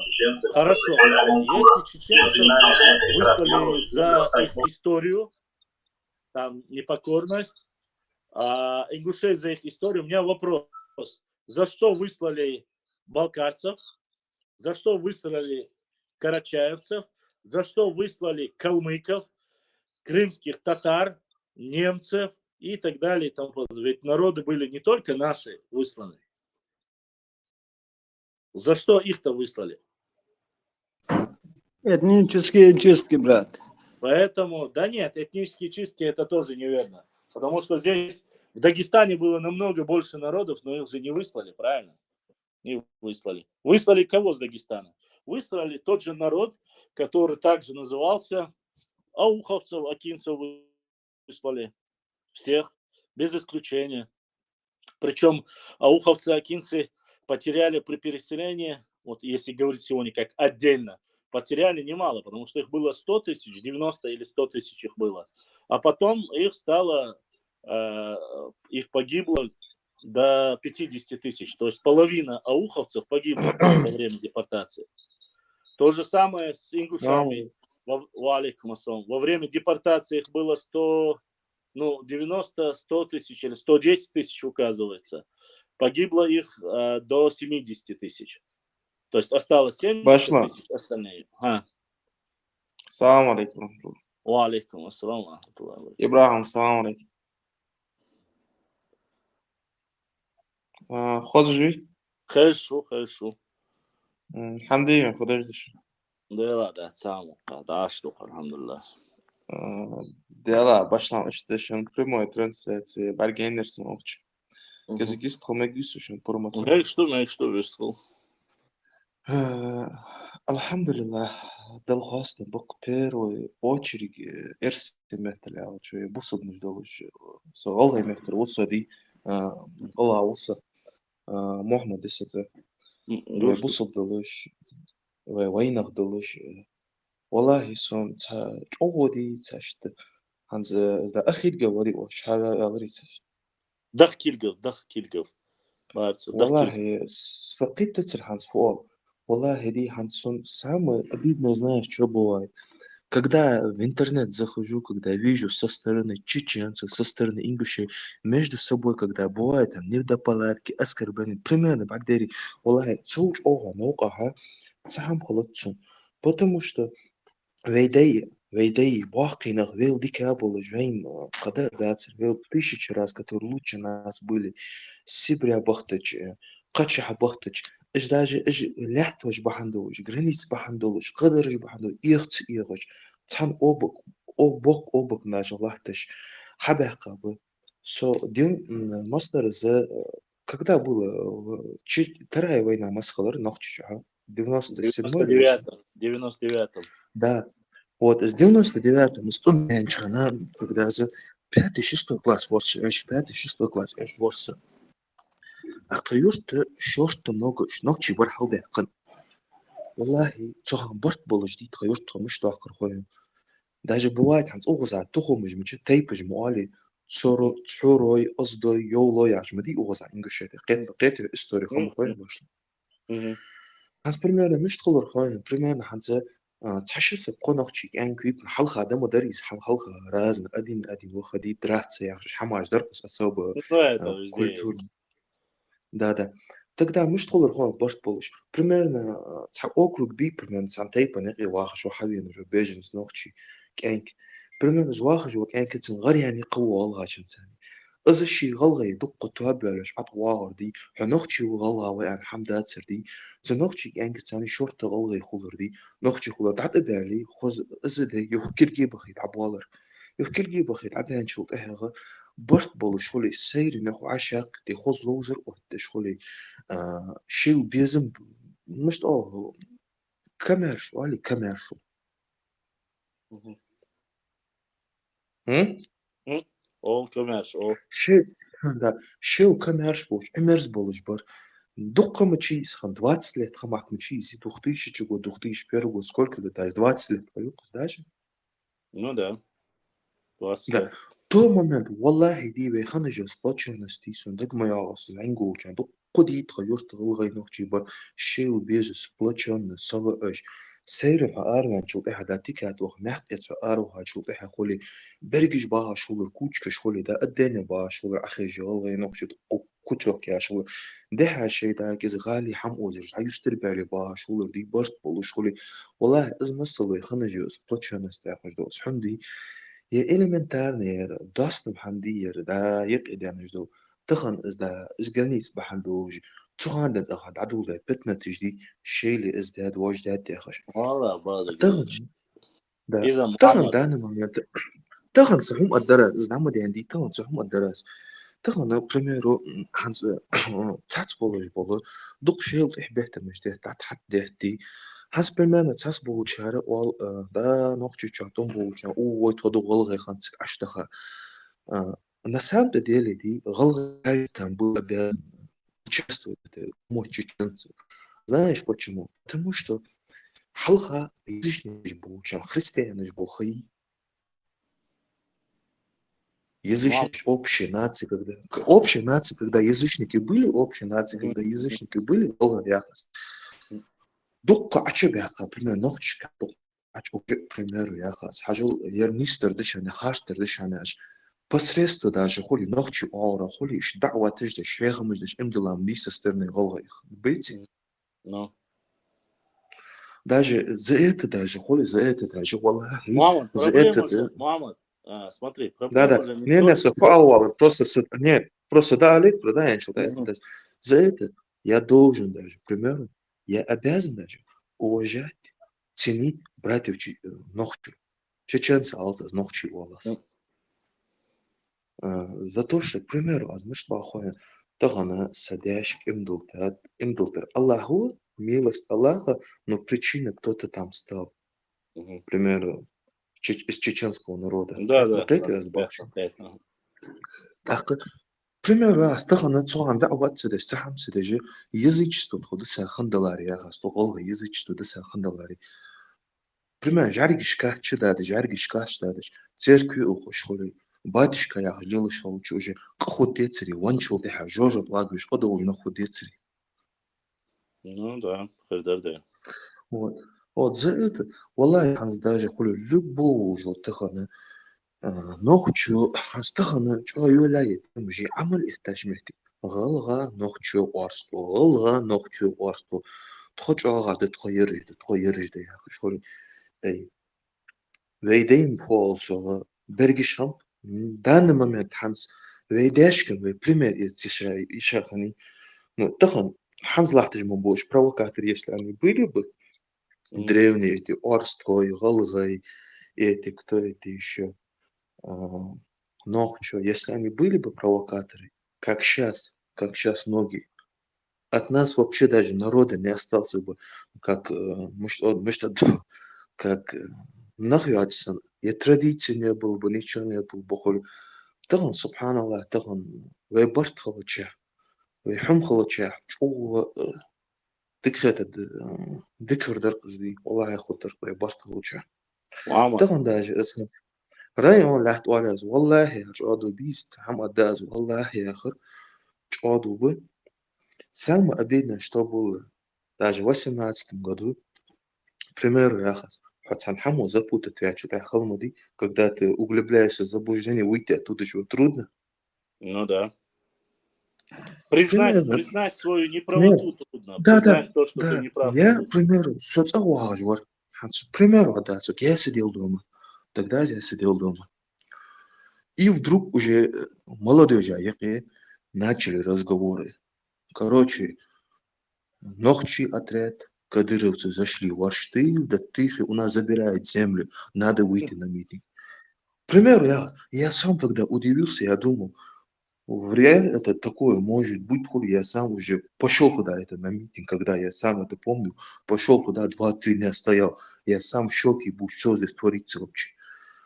Просто фитна, специально это фитна, который спровоцировал один человек, чтобы травить нас. Сейчас все должны об этом задуматься.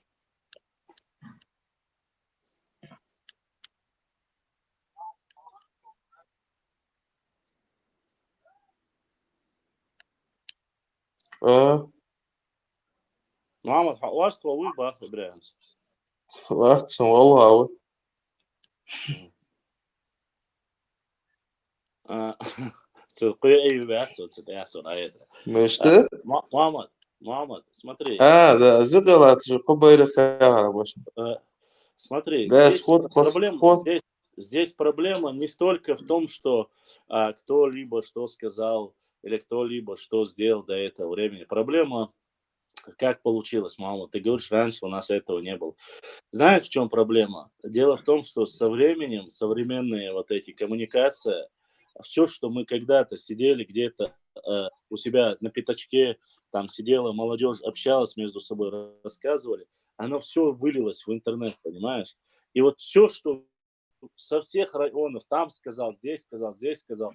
Видать, вот этот негатив, который вполне возможно, что он несуществующий негатив, но чтобы вот противодействовать, разделить. Вот это все было. Ко мне же приходили, многие люди приходили и задавали этот вопрос. Какое у тебя отношение к этому митингу? Гори, вози. Мы говорили, вот с нашей стороны, мы всегда говорили только одно. Послушай, это ваше внутреннее дело. Мы не вмешиваемся туда. Со своим руководством, со своим парламентом, со своей властью вы можете говорить все, что хотите. Мы не будем вмешиваться в это. И поскольку мы сегодня 2 региона, каждый у себя живет, каждый занимается своим. Если бы на этой тематике как раз-таки не было бы вот этих разговоров, там вторглись, там зашли боевики, там зашли, там власть зашла, отжать, не отжать. Да не было этого всего. Не было.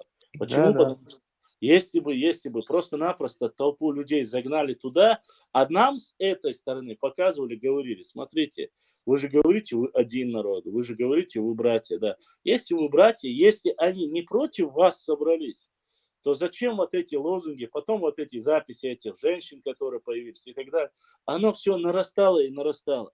Но проблема в другом, не столько в этом, проблема в том, что я думаю, что вот эти все моменты, их нужно было просто-напросто регулировать, решать по мере своего возникновения. Аллах, ты Шармалат, 89, 90, 91 год, есть видеозаписи старые, сохранились. Это время, когда только создавалось полушетие. Я смотрю выступления вот этих всех самых ярых, которые сегодня там с ненавистью, ну не сегодня, а вот буквально там год тому назад говорили, высказывали, рассказывали все эти моменты.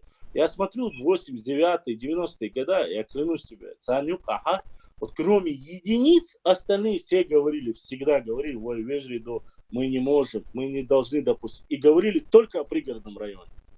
Проблема была только пригородный район. Я это Сунели, а видео Сугел Жуж. И вот ты смотришь, вроде бы один и тот. И тут бах-бах-бах, получается, с пригородным районом тема не прошла. Почему не прошла? Потому что там уже есть ряд документов, законопроектов, парламент проголосовал, там президент первый сказал даже, ой, уже Ючадац, нам магаз дали построить, он же говорит сам, нам магаз дали построить при условии того, что мы не будем иметь претензий к Владикавказу.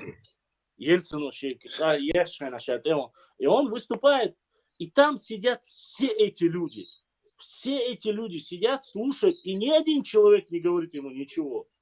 То есть они не говорят, подожди, мы не на этом основании, мы не знали, или мы не согласны. Они все согласны, построили столицу, и магаз построили. Но это ладно, это ваше внутреннее дело, грубо говоря, сегодня уже пригородный район. В то время это была общая проблема Чечено-Ингушетии.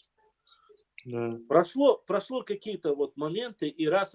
На самом деле, среди простых людей как таковой проблем нету. Вот видишь, ты зашел сегодня, поговорил с Юга Ибрагимом, нормально, видишь, хорошо. Мы можем поговорить. Все, все нормально, да,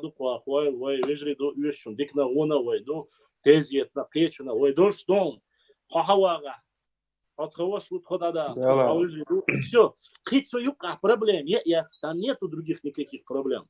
Но когда тебе заходят и начинают говорить, буквально 4 дня тому назад я заблокировал человека, здесь, в Телеграме я заблокировал. Он заходит в СОУ, я описываю ситуацию с ауховцами, и говорю, даже не граница с Ингушетией, вообще уже все, там уже войнюк, аборт, ситуация. Я говорю о другой исторической параллели и рассказываю о ауховчи, и команда, аухой. Сега доллар, не стандарт что цен ваш, и твои проблемы, чувала, суна у 06 хунядня, лязин юцин, мурад дере, муса дере, язин. И засюли топить пяшу, и хуня асба хасюли юха, милуха, хасюли вала, короче, дало аухой шилат, каприта проблем шахтун. Да хунядин, это архитектура, что хабан, что хокастула швала. Давай конференцию сделал. Вот, да я 4 года говорил только. Хокастулу. Вы упрекаете нас, восточную часть наших тейпов, упрекаете нас в том, что мы там якобы Сюли, Штаны, Ингу. Но самые западные, самые восточные наши соседи, Аухой, часть нашего народа, даже царь из Сюли, это от Элоч, царь царь, шейлат, ниши, разумки, Сюли, تونس إعبيات أو أنتم سلوكي صحيح واسموات إخواتنا حقوق ولا حيوش أنت إخواتنا نقطة شو أنت إخواتنا حيوش علوش ولا يا وين أخوة وين أخنت إخواتنا نو إخواتنا حقوق حيود هم بوش ده تحط إخواتنا زسولي تبيتش أصبح شيء أزر 2665 домов почти что хаится будет до сих пор аухой. Но зачем гундвичу? Ты и соцсеть и понимаешь, что 200 тысяч аухов, 200 тысяч ауховцев. Теперь до глазом будет, теперь 70 лет, что пригородный район мою до глазом. Ишь, и ауховский район до глазом больше, ляш и латнаш, и цинуш юкса дяши, и до габаром больше, аспунахана, хокло от имени, галга теязин, галга уша больше, уша чувственно, Сюлиш, ты питаешь, что? Так возникает. Так возникает. Я вообще я не говорю, что его, я не говорю, возможно, что мат амин я асабах его так. Но из провокации в этой ситуации не нужно искать тех людей, которые начали на него говорить, вон там. Не надо этих людей искать. И на властыга сразу. Соколчаться уж, Ибрагим колчаться уж. А сразу хажа, аула хамилу хаана, харгаруала. Ажала айню притмарят, таганешься, хунцаряшу. Это выглядит как со стороны. Таган гирич тани, галгачун гиричун юхи доудача, милч аухлюшу нохчу. Шевеши аухливешуи, Галаш. Да, еши вот. лух очень аухливешуи. Вот правильно. А таган иш камел дашкаче, калу карук ау камел дашкаче, цонах питан хол, и питан хилит иш яц, ой цадо, ой орам цадо, ой Валлахи, история. И дади, че клечвегу, хосануэг на бусте, мама, ца клечвегу. Так, уже да, говоришь. ла. А хакой швейна, вистил хакой швейна. Если говоришь, хочешь поговорить, да, он искляет. Да. А воли, хазник, дикник, диться дуешь, да, если вы несла. Ценисла, ха, бьёх уездос, амин, что целяя, просто эрваш, а не дадела. Вот сейчас мы читаем, масла, вот ты зашел 2 раза, я видел, что ты зашел, вот мы читаем Дзурзу Кахляч. И вот зачитываем историю, это описали грузины, в основном грузины, описывал, и видишь, даже не грузины и все остальные не говорят, что мы являемся, грубо говоря, разными, что у нас там были что-то. Нет, говорит об нашей общности, говорит. Как раз таки о нашей общности. То есть, понимаешь, даже разницы нету. Получается, что даже когда мы были язычниками, грубо говоря, ну или язычниками, или православными, там разницы вообще бах. Даже в это время мы находили пути соприкосновения. До принятия ислама был в Донусе. До принятия ислама. Если эти вещи сегодня не понимать, так, по-больному давить, один заходит, мне говорит там, башлам ингушетия хрикшави году шаун дересл мяла берта до шум стоит славой. Я говорю, хорошо, дикту.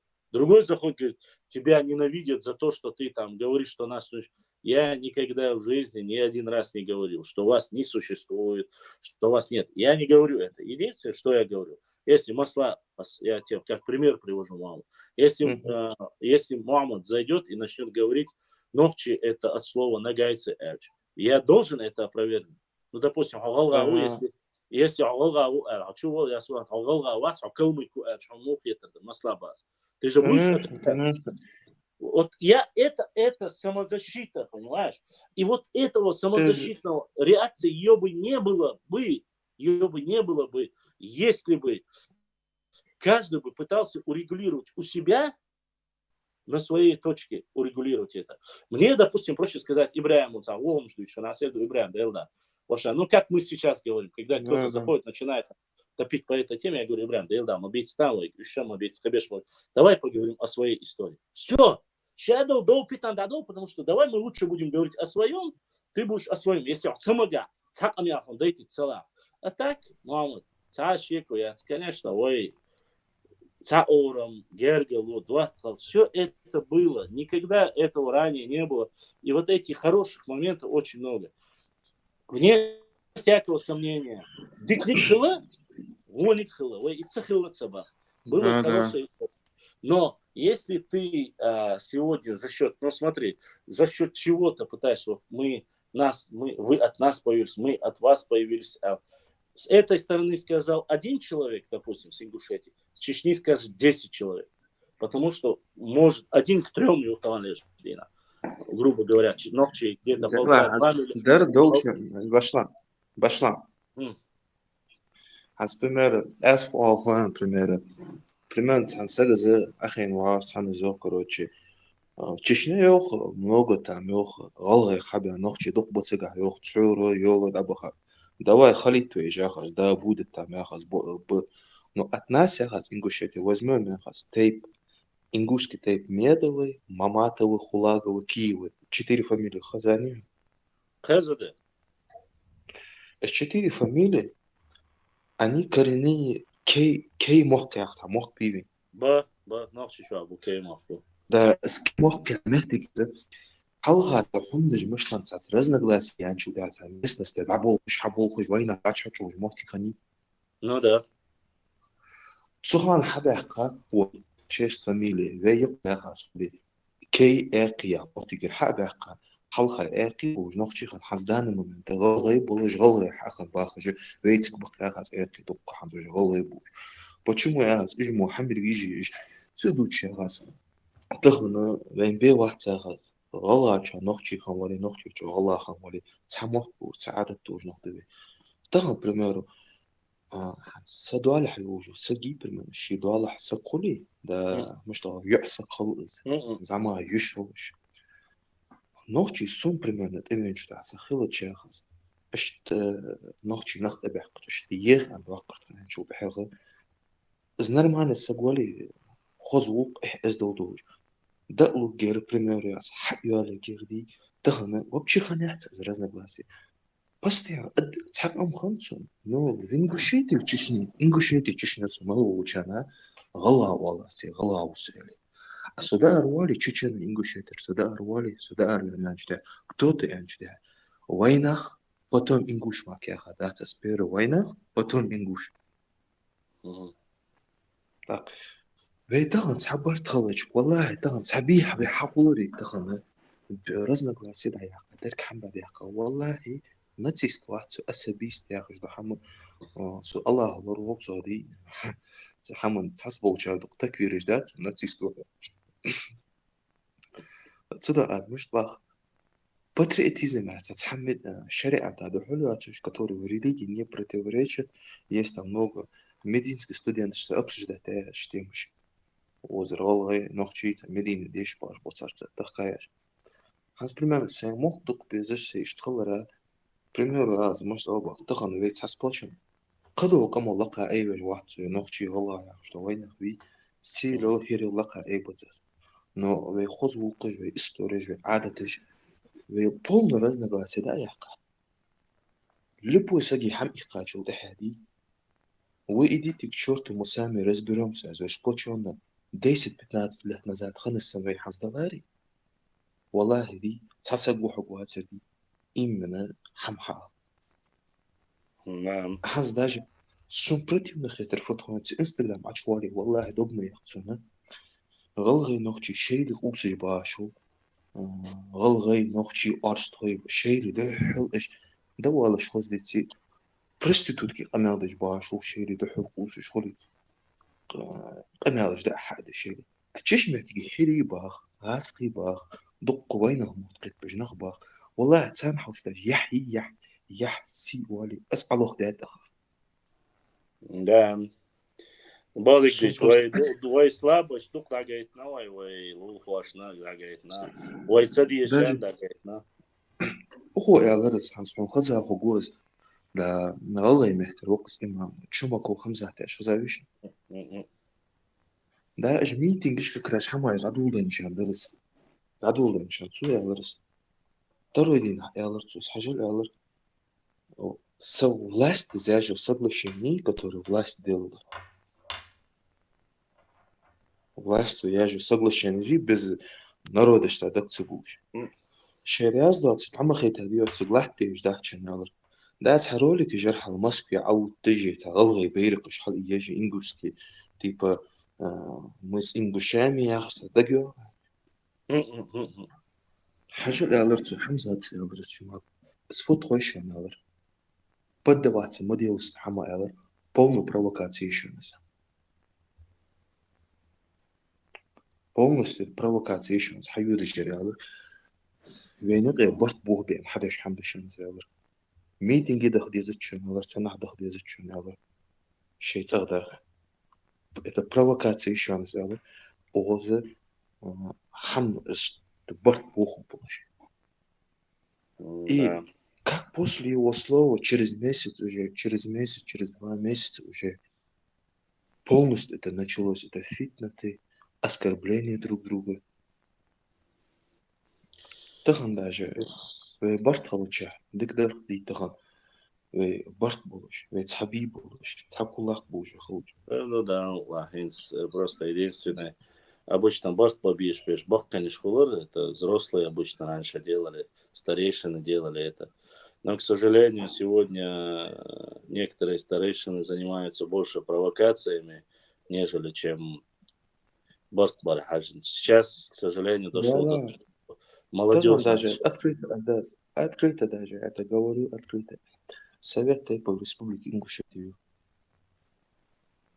Чече, дик замса гото, эс дик замса гуз мусая, гуз мухтаби хатсун. Обогачил. والله ديك زعما صبو يحيى لجو سيدو لجوز Это Но он советы не в раньше Совете был. Тайпов, в Совете Тайпов Ацоне. Он в Национальном Совете. Совет Тайпов это другое. سقيت تسونس просто интернет بعدين ما А. أتساق أوجوري короче والله أتساق أوج سرجين أخجوج Генетически разный народ, да, Гуся. السين حخزة خي السين حخزة بيه واشتله السين حخزة خي когда цинг цеёх гяца зухшта сасыг обращаться диш حخزة чана дир нобу чугут тади сейдира эхиттерсун сканас حخزة чана И да, ханг дяштар, Путиник дяштар. ну да просто что короче цааш ханз дук дуч Кэтон, это вешал уже. просто دي هنز مش ده والله دي السين حغزة كان ده جهولي سيدية نو شغل تاور سدي سي حدية نو جن كنش قزا كان ده جهولي يا سوي أشي بريمير هنز بريمير دوق محتاج جنيسة نيسو واحدش محتاجي نوخشي غلا أسكر بلاحتاج لاحتش محتاجي والله أغلا أسكر بلاحت مش توا نوخشي اشتعملها تاوسو غلغي نوخشي أسكر بلاحتاج لاحتش محتاجي تقع جاج ده نوخشي أسكر بلاحت مش توا غلا اشتعملها تاوسو بلايت سأج دشونه تحكم دوي مصلحة داش دال شيء دويل مصلحة داش Да. بيش باكي Да, даже примерно تهم حلخن بلاري حلخن باقين خن بلاري دي إيه نوخشي شو إيه غلغي شو примерно لغاس غلغي شو بخن بلاري عز دقة ياتها يازدا كنش درسها شو حلخ حتى زادرس إدريس شو أبدي شو يا примерно زين محمد إداريو я зина Берик Шухал. 18 лет, как он написал ее, просто он переиздал, новую версию сделал. سون خاطز دي بادر يعني شو تحت سون خاطز دي إز مش سون просто سو ده Но سؤال чё, بلاد Мухаммад Хадешу подала, смотри, в Чечне шла Вторая Чеченская война, когда он написал эту книгу в 2004 году. Все, у меня есть эта книга. Он написал первую в 2004 году, и вторую он написал в 2009 году, кажется. 9-й Дармячух Соцуясин, более толстую книгу. Обе версии он написал. Но когда уже мы об этом человеке грубо сейчас не будем говорить, но когда его спросили, почему, многие упрекали нас и говорили, почему до этих земель не говорили об этой книге. До этих земель эту книгу так никто не изучал, не смотрел глубоко, никто. Вот на сегодняшний день реальную ситуацию по этим митингам, грубо говоря, любым митингам, люди же не вникают в них до тех пор, пока вот глубоко, вот ты говоришь, я первый раз пошел, что-то услышал, я пошел туда. А потом, когда понял, грубо говоря, когда я узнал смысл, говорит, от этого, я перестал туда ходить, вот точно так же, вот в этой книге никто не разбирался, потому что никто и не знал, что он мог такое написать. Но когда начали изучать, до 2018 года я никогда в жизни не мог представить, что хоть кто-нибудь из наших там братьев, ингушей, кто-нибудь мог такое написать. Кто-нибудь. Он же клянется, божится и говорит, что у него там чуть ли не 40-50 тысяч в Чечне прямых родственников. Но это все понятно. Но как ты можешь написать? Он говорит, ну шучарма, я зелень, шутейп на что разные. Я еще раз говорю, что говорит Нохчи о своем народе, нам проще, потому что мы один народ. Это одна республика. Сегодня, если разделились мы, и вы говорите, про нас не говорите, мы отдельно баев, окей, вы отдельно, мы отдельно, тогда говори про своих. Почему? Потому что Нохчи Шукадек, Галга Шукадек, оно цатердуч. Галга Шукадек, Нохчи Шукадек, это один в один цаду. Партию, там, грубо говоря, лулар, кулар, тейпни штуцига, аж ногчища. Но просто в Чечня сама чуть больше по населению. Опять же, я еще раз объясняю. То, что там кто-то у нас написал, грубо говоря, смотри, у нас есть некий Лаудаев. Это бывший царский офицер. Он не историк, он не этнограф, он не ученый. Но он написал книгу. Говорят, почему его родственники, потомки их, сегодня говорят, что то, что написана книга им, это не его книга, и что это не оригинал его рукописи. Они не подтверждают это. Центя и моей истины, родственники-то остались. Маслаб Ахас. Но даже несмотря на это, он был царский офицер. Являясь царским офицером, ты должен понимать, что он будет писать. Идет Кавказская война, он же не будет хорошо писать о своем народе, грубо говоря. Написал бы, если бы он был ученый или что-то. В то время он служит, и само собой книга вышла так себе. Услышал. А он сам, вот, допустим, Мамад, ты живешь, допустим, Ачулуках. И никогда в жизни ты не был в Даттахе, или не был в Джайрахском ущелье, или не был там в Таргиме. Никогда. Вот ты живешь в Ачулках своих и всю жизнь прожил. И ты пишешь книгу.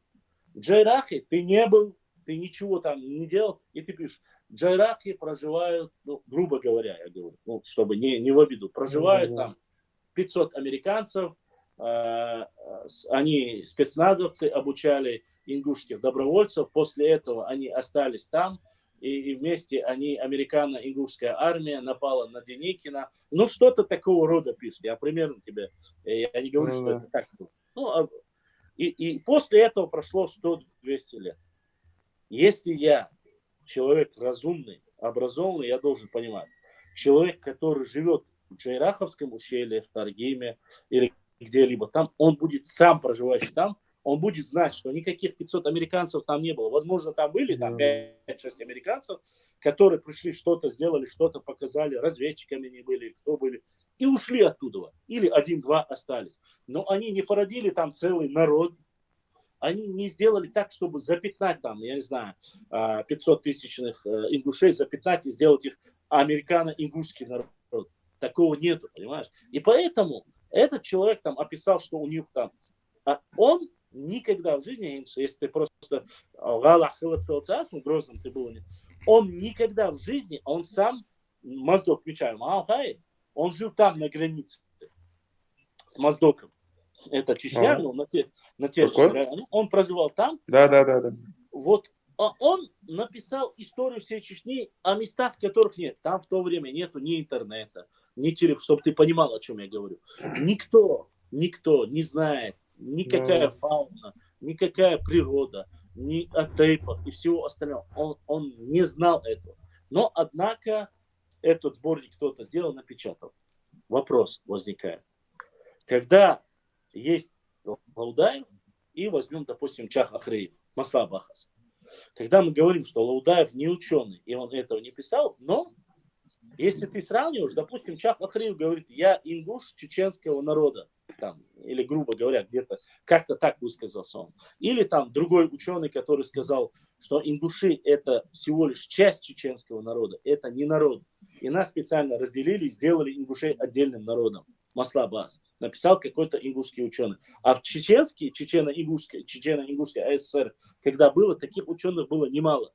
Они писали и говорили, так возникает вопрос. Если я буду говорить, что вы не народ на самом деле, а вы всего лишь часть чеченского народа, то вы будете говорить, а вы вообще, мы не можем от вас произойти, потому что там Лаудаев сказал, что вы на самом деле, там половина у вас там пришли там во время имама Шамиля, сдались русские вам в плен, слово звучит ноги, ногчи звучит одинаково, значит это одно и то же. Но ноги это нагайцы, это монголоидная раса. Это не имеет никакого отношения к ногчи народу. Это степной народ.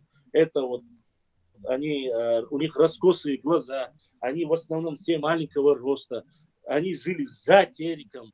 Это пришлый народ, который точно так же, как и калмыки, остальные тюркские народы, они пришли на Кавказ. Ну, как такое, когда ты объясняешь, как ты можешь... Нет, это говорится только специально для того, чтобы задеть и стравить между собой. Опять же, один пример тебе приведу как пример.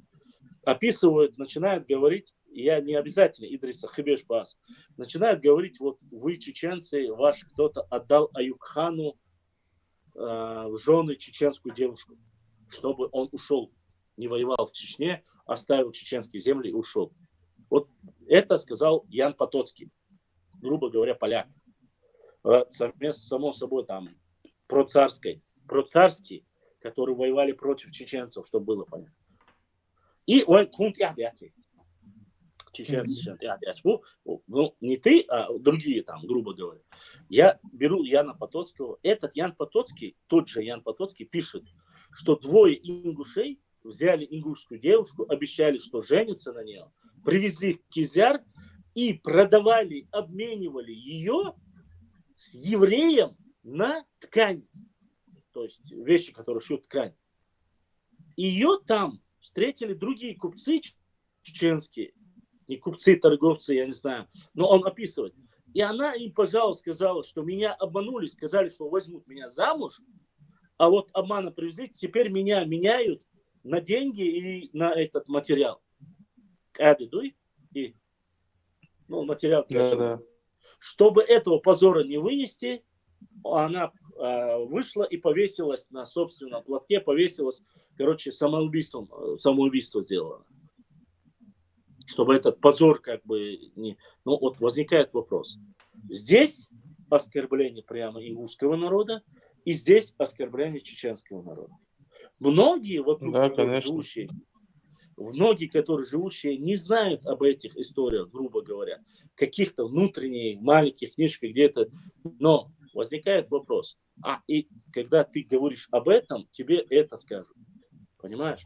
Ты начинаешь говорить о Лаудаю, тебе там напомнят про там, Базоркина или другого. И вот так накапливаться, и больше этот негатив набирается.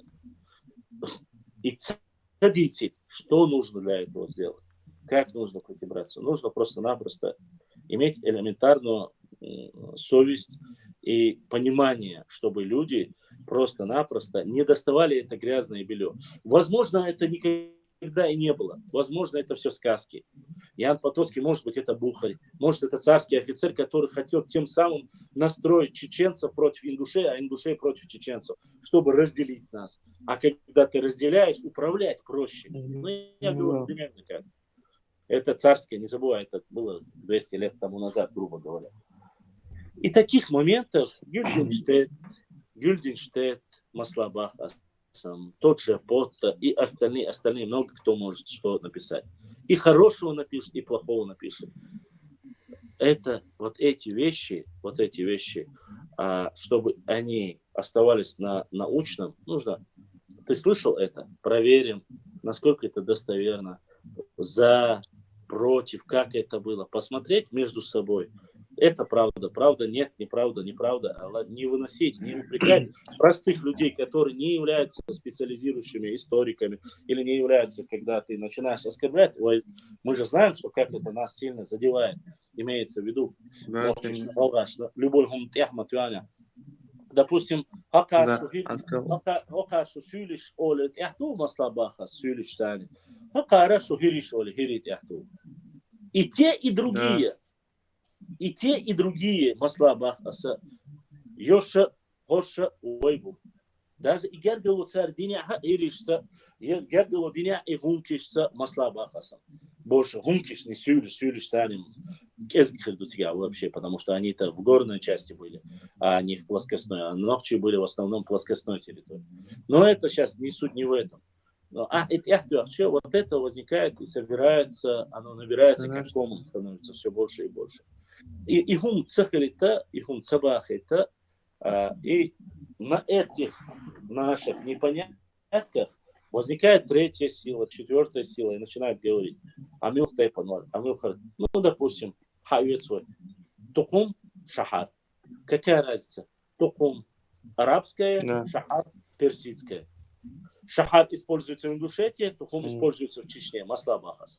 Тайп, то же самое. Религия одна, вирды одна, язык фактически один. Там разница там совсем диалекты просто разные. Да. Все, если у тебя одинаковое, все взаимосвязанное. И причем, снова же, ну вот заходит Масла, смотри, я живу в селении Сувертки, Русуция. Хацвару был, сашаш ночи дубах. Садевич зуд, далгештуали целый, и галгаю, тайпан, слушай, ночи юба. Тайпан галгаю, ома нокчи ушаба. Масла баум сой. Уарсплай бу, нержуай нокчи бу. Цечуай бу, нокчи бу. Галай бу, нокчи бу. Кузах белча, сейчас нокчи бу белча, масла. Я не собираюсь говорить о тех, кто проживает в Ингушетии, какой они нации, кто они, садись в нации. Я не люблю, это не моя тема, валлах не моя. Но сей кузах белча, зашел человек, Мамонт, зашел ко мне человек из Союзку, он уехал в Европу, вошел, он зашел и снизу, Ибрахим, сан аш язош, здесь-то сейчас не напишут, в основном сейчас слушают здесь. И все пишут, и ему пишут, язош, Мамонт, я Шамиль Эртес, Шамиль, Хамилу, Коман, Милуа. Я 200 лет проживаю уже ночью, аша уша, цен ночью уша, гордится доба. После этого, он элерцо, ну ночью чё, дукка цхора буша, аш ночью бубош, аш. Вен, за 200 лет назад ассимилироваться, да, за Харуис. Цундера, за эти вещи, переживать вообще не стоит. Почему не стоит? Просто-напросто, что дольше обешь, что цехали, что дольше да дальше, да дольше. А там уже, как говорится, насильно мил никому не будет. Но, опять же, возвращаясь к истории, если мы начинаем говорить об истории, сейчас мы не столько упрекаем, просто мы должны были понять, мы истории сегодня чуваем, саму башлам, шагалга уе, он цоба башлам, шейшар тайпан алят, лица даря леймо у элен мацун, тайпан леймо у элерцу. Асбах саваш, мадицит ба, даже сунхасун дицаля, он дач асис дицерду, шучар записать масла бахаса, чхабахкин башлам, и бар вожбар, сугуник хру, он проблем хру. Давай сделаем так. Вы свои истории. Я буду писать только о себе. Хай историю царю аспас. Ночи историю царю. Цобаха башлам. Шует хай история. Я спасу. Вот смотри, молодой человек, а мозги у него есть, чтобы это понять. Цобах история. Если там написано чеченцы, ингуши, аль-хаязин, аль-аха, гумадации, ты же не можешь убрать. А мне были люди, мамы, которые писали, когда я писал статью, допустим, сейчас вот здесь написано дзурдзуки, стоящие, здесь в основном написано чеченцы. В некотором месте Меликашвили там указывает, грубо говоря, Меликашвили говорит, что, или Вахушти Багратиони говорит, что кисты это ингуши, а дзурдзуки это чеченцы. Если по понятиям этого человека, вот сейчас мне многие просят, чтобы я это выписал и загрузил, там, в Телеграм загрузил, в YouTube загрузил, ролик сделал, Ибрахиму отправил, я сделал материал, чтобы Ибрахим опубликовал, Маслаба, я опубликовал, мне нужно сделать, где написано чеченцы и ингуши, я должен сказать только чеченцы, Маслаба. Почему? Потому что не хотят многие, чтобы там были вместе депортации ингушского народа. Не было никогда такой депортации. Никогда не было. Депортация ингушского народа была, понимаешь? Но сейчас это сейчас на официальном ингушском телеканале 23 февраля даже глава, если я не ошибаюсь, Кальматов даже говорит депортация ингушского народа и так далее. Подожди, это депортация чеченцев и ингушей было. Ну скажи ты так, Галдердо, Шумадаци, ничего такого нету. Были вместе. Потом Абахарди Ханс, доктор Санс Аяхарди. Первый раз заметил, Ханс hat не 23 февраля, Охширхан 23 февраля этом году. В прошлом году, позапрошлом году депортация чечено-ингушского народа, войнавского народа, я хажер. Охшир Ачуануса, Ачуанчука, первый листу депортация ингушского народа, второй лент листу депортация чеченского народа. Уже офигеть это. Ханзалс чечено-ингушского войнавского народа, а Ханза чеченского народа, ингушского народа. Это самое интересное, что, мама, нету такого дня депортации ингушского народа, нету такого дня. И нету отдельного дня. Почему? Потому что это один и тот же день, одни и те же вагоны, один и тот же народ, одних и тех же скотских вагонах вместе в одном Но сегодня есть Даже некоторые Ханзерди политизированные бараны, которые вот доводят это вот до абсурда. А вы видите? даже Ханс Но я... Башлам حلقة مش طالر 1865 году, когда мухаджиры был в Турции, рабаха Да. غلغي نوخчи арстой количество же самое меньшее количество غلغي имеется, Yeah. даже меньше с количеством, потому что им дала бусу баржбиш рабаха, которые были мусульманами Ну да. из ингушского народа. 100 Арстой семей, вот Аляна, да. حصدق ارسها ارستا историкус элэрс хатсигэ واخста Тимурзи вор анадыш Турцер анадыш по документу стой андет хойор хадах кадет хо около قطهر تعبح قابور بوست ناس где-то 200-300 يوس حين سمع ورس غلا ورس قاعد عوخا واخش Нет, там просто нет, в это, если они официально написано 100 семей, там вполне возможно 200-300 семей. Там же написано 3,5 тысячи чеченских семей Бахса. И видишь, как 3,5 чеченских тысячи семей и 1500 уарскоевских семей. Даже в этом они, да, Карабулаков имеется в виду, дробя. Значит, ты можешь плюс-минус, там не 1500 было уарское, как говорят. Возможно, их было 2000 семей. Ингушских там не 100 было, 200. Это не метод, как бы, не повод для... количество, который эту историю знает, халк может полар. Депортация войнавского народа мухаджир Турции халха асхочер. Ахамзе курс бянам корот эхерча. Депортация Карбулака, депортация Галгай, депортация Нохчи Шишелы. Халха может полар. Депортация Сибирь, депортация Турции. Общий войнавского арибалгу дуакар. Да. Ну, оно и появилось. За последние 5-6 годов цвей мостах чу мелч обух бэби барт. Даже халха ухо мышталар. Я вот в последнее время очень сильно с мостов чу мамахану цедина. Ой, багвашты например. Мы сами это сделали. Да. Мостов чу будина. Он нам косточку бросил.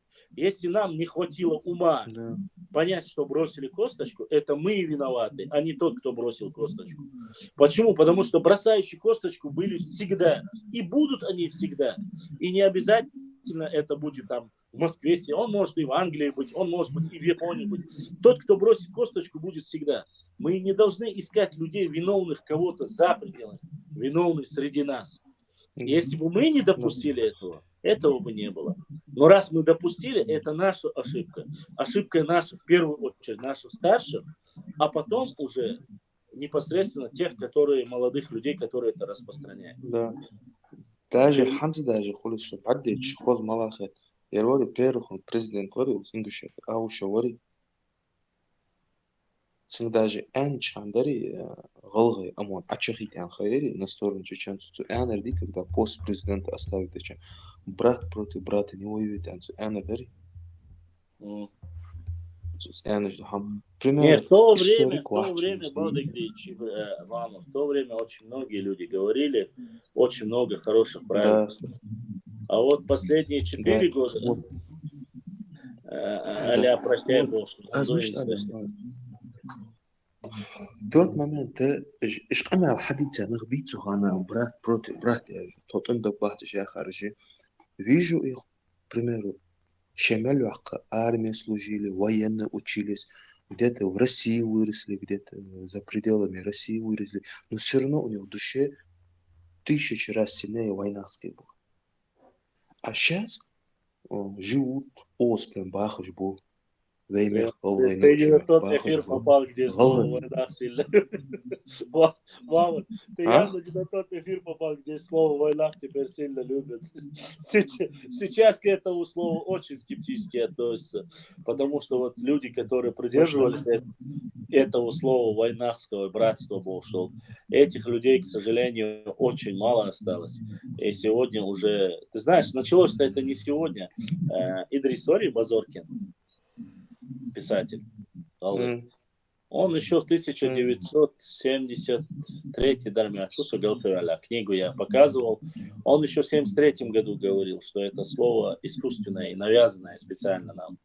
Вот. А на самом деле ингуши это ингуши, нохчи это нохчи.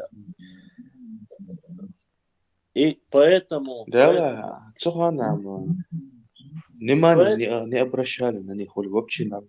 Самыш тогда измо кинешки жазаж бо, нах биса стороны, чишни со стороны, ингушети измо хамязаж бо себе. Наоборот, на них насмехались раньше, холи над ними насмехались, холи ха-ха, верту вон сагуя дурачок. А сейчас такие люди на высшем, да, а теперь они холи как вершины, как Буша сын Буш. Просто халди худсен, валай, раньше мохтерсен, халхан мохтерсен, к примеру, وده دقي примеру حلق интернет янчу тиха наха цац хамдейза чтиха истину хадейза чтиха дук наха قطع برتو بقى مهترسن غلغي نوخشي أرتو برتو خوبه интернет يالر истину حداج درجة حم حتى قواش تدالر شيء لداج تغ باغج по видео ويزو بحرقو يشوي بيالر نقص حم حدا ينشو تحاغ وبشي برتع بيالر سوات سنفطر Ну да, а дыхни хрду мама, дых чум не саду садуй. Да, короче, انت دوش просто Да, ума да, وقت сам يجوا да, стерес хил варда. صدارش ناقة دوا يجوا دوا السلام عليكم دوا برتع بوبي Ар أروح قصو أخشر أروح хо арвалон, чур сюк савахла, хо выйти. Ибраим, ща выйти могут.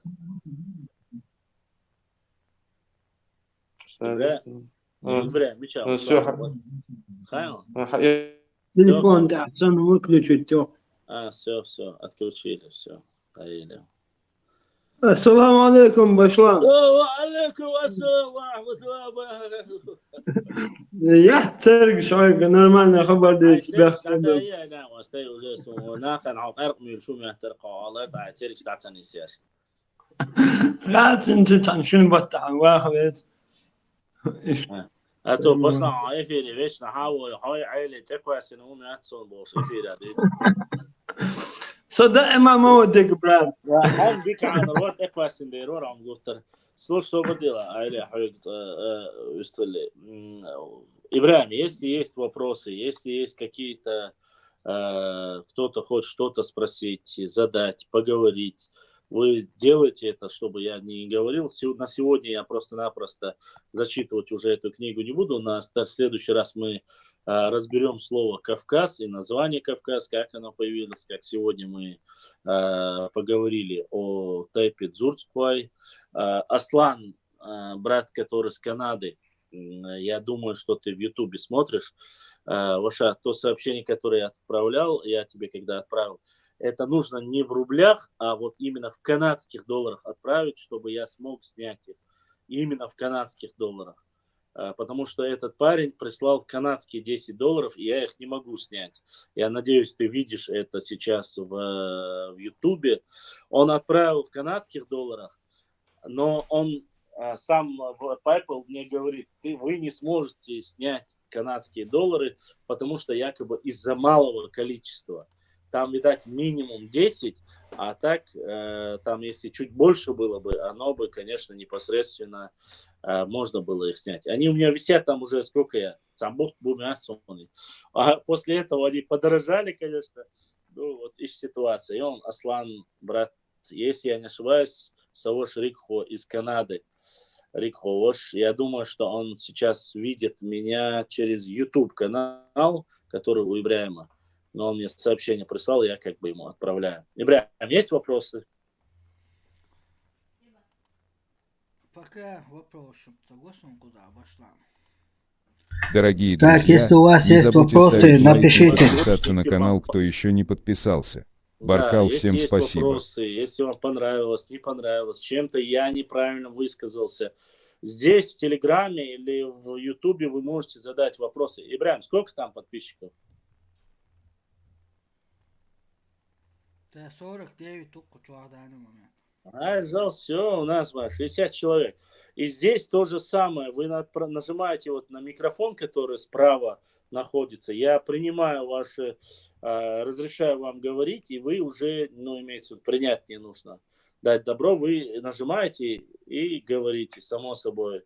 Главное, чтобы в рамках культурно вы говорили, и можете, или не обязательно видео, вы можете просто голосовой отправить, если не хотите, чтобы вас показывал.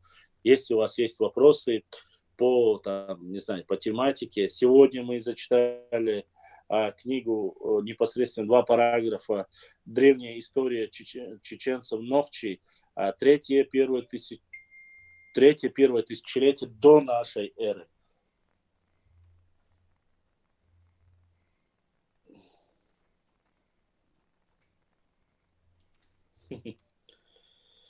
Что и стоило ожидать.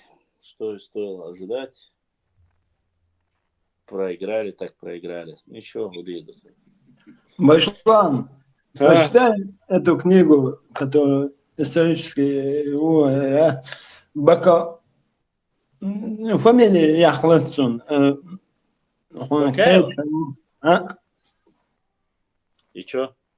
Прочитай что-нибудь из этой книги. Очень интересно. Ты опоздал на полдня. Мы уже сегодня прочитали половина с этого. Да тут такое дело, брат. Там не смог я думаю, ты просмотришь на Ютубе видео, сохранится. Да, я смотрю. Проблема. Просто чтобы у нас эфир просто все время, чтобы только на чтение не заканчивался, я просто хотел, чтобы люди, если вдруг кто-то захочет задать вопрос или поговорить, обсудить. Понятно, брат. Так мы каждый эфир мы будем понемногу, конечно же, зачитывать параграф 2, чтобы вам более что было. А то я смотрю, многие то ли стесняются, то ли что-либо, я не знаю. На самом деле, в принципе, в Телеграме неплохо. Люди просто еще но пока половина остается в Инстаграме. Если кому-то желательно, конечно, чтобы пока, если не заблокируют, я-то могу сегодня даже провести эфир в Инстаграме. Но проблема в том, что, грубо говоря, Ибрахиму никакой разницы нету транслировать Телеграм или Инстаграм транслировать. Мне, кроме как Язу Аши, голосовой не писать, а просто можно отправлять голосовые сообщения, или точно так же можно прямой эфир, как видите, Ибрахим зашел, Мухаммад вот этот, парнишка тоже зашел. Ничего такого нету, в принципе, вполне нормально можно пообщаться и поговорить по-человечески, если вдруг есть у кого-то. Да, а Башлан, Телеграм. Дикан 40 тысяч, пока я там не набрал в Инстаграме, хочу отца. Ну и, конечно, есть ряд вопросов насчет и непосредственно и монетизации есть здесь ряд вопросов, и рекламы здесь есть вопросов. Здесь все не так просто. Если у вас вопросы к Башламу, напишите в чате. Для меня это сегодня немножко не то, имеется в виду, с учетом того, что только за счет донейшена я мог как-то развивать канал, это было намного проще. Понятно, на Ютубе там есть специально генерирующая программа, которая выкидывает, там, показывает бот, который показывает ссылки, куда можно донатить на MasterCard, Visa работает в России, никаких проблем нету. Можно там, грубо говоря, донатить. И, в принципе, PayPal тоже у меня есть. Но все остальное, даже если кто-то с Европы хочет задонатить, Ибрахим, ты вот сейчас объясни, как мне ты это объяснил, чтобы людям было понятно. А то у меня спрашивают, как задонатить, чтобы было понятно. Там есть бот в Ютубе, который вы можете... Уже, Ибрахим, объясни, как там эта вся система работает. Объясни, Томас, так, YouTube чахашу, Telegram чахашу. Континуала. Брат, хоть один чего выставил, вообще хочешь ватсон. Слухай, швартуй. Хайшу, салим, чё Все тогда, каятан, чат, YouTube, чат, бот, чат, ссылочку. Донатит башлами, чат, бот, кушук, шайом, описание, любое время, донатит еще, что донатит, далуше, гват, далуше, канала. Та проблема, я чё, башла. Описание, ой. عندي والله هو واقعا عنده ازي سبونسيروات دوجاني تيجا يو يا вот عندي спонсировать каждый месяц, короче, по какой-то сумме каналам дахивать, что schon карточка это. пока спонсировать по шансе яттига, монетизация яттига, пока спонсировать это вещь. Там только Донатион. через бот можно отправить, насколько я знаю. Ну да, данный момент, да. Данный момент любой, да, данный момент любой мире донатит да башлами вариант. Тут донатион лерс в программе. Каждый бот тут чукуши ссылка верши донатит чани. Тут донатион лерс ту программе, это ту программе и башлами карточки, это та проблема я цыгадик. То есть на этот бот, тот, кто в Ютубе находится, просто на этот бот нажимает, да, ссылку нажимает и может, правильно я понял? Да, от бот то чукуш ссылку, настроить ссылку в данный момент. Кстати, там же есть ссылка на наш телеграм-канал. Телеграм-канал есть, PayPal не работает, но PayPal за границей примерно PayPal более сейчас башлами, tu dana cēluši donātījumi lērs programmu. Sutījā любой мире donātījāt lo башлами. Питали еще? PayPal хакачеш, сон шиде хакачеш, он PayPal тоже доходит. Он, правда, долго доходит, но доходит. Если то ДРС Хилл, Ибрахим, ДРС Хилл. Это все насчет того, кто спрашивает насчет донейшена, как нужно делать донейшн. Я как бы ответил, и Ибрахим ответил, думаю, с этим проблем нет. А так мы понемногу, иншаллах, будем с разных книг интересные моменты фиксировать, вам зачитывать. Из этого вот некоторые моменты, конечно же, мне нужно это все записывать и переводить непосредственно в электронную версию, публиковать вместе или с видео, или же с картинками, которые касаются тематики, чеченской тематики из Иривой, да, вот, ищет ситуацию. Башлам, есть вопрос еще. Давай. Валид спрашивает, Башлам, ассаламу алейкум, расскажи, как наш народ заставил уйти калмыков с нашей земель.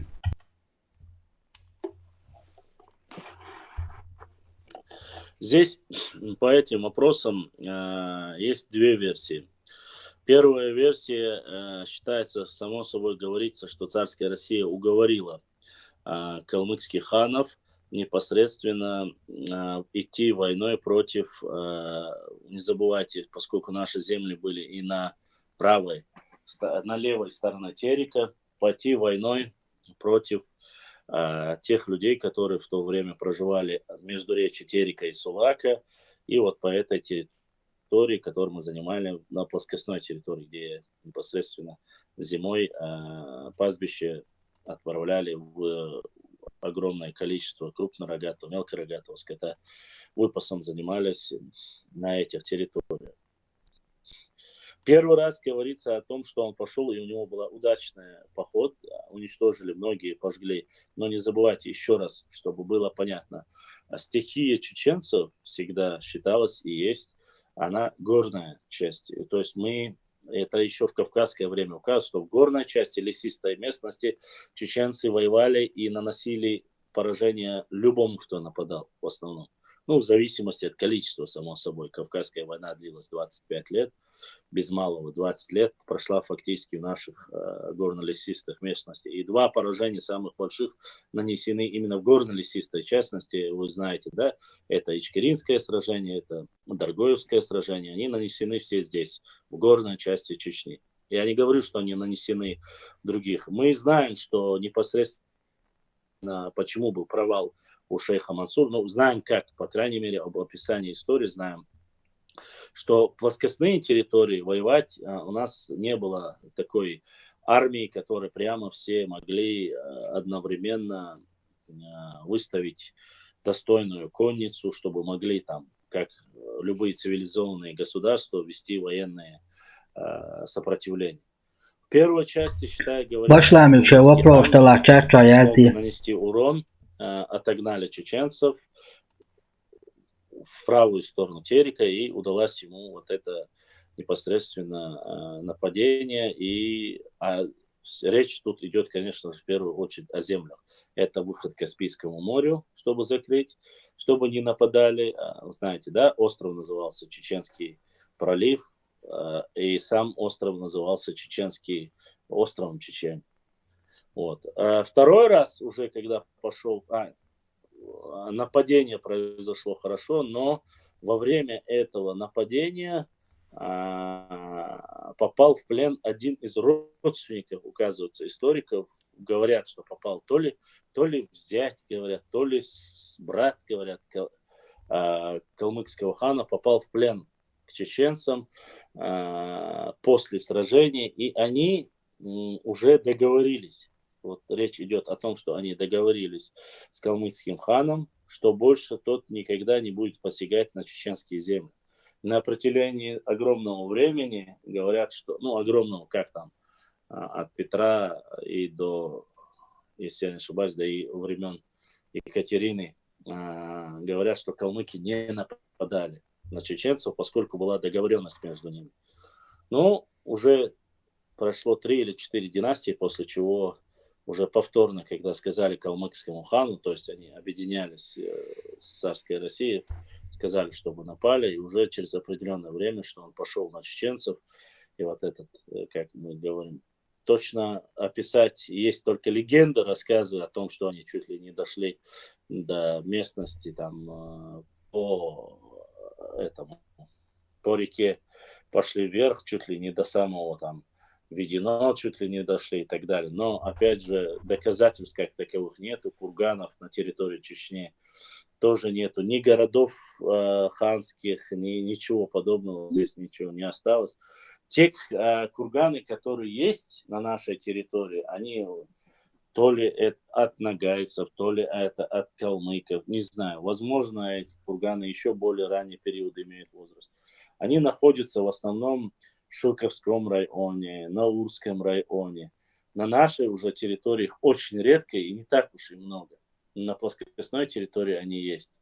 Ну, когда, вы знаете, да, они в курганах в основном, как говорится. Başla. Расул спрашивает, Башлам, в каком веке пришли калмыки?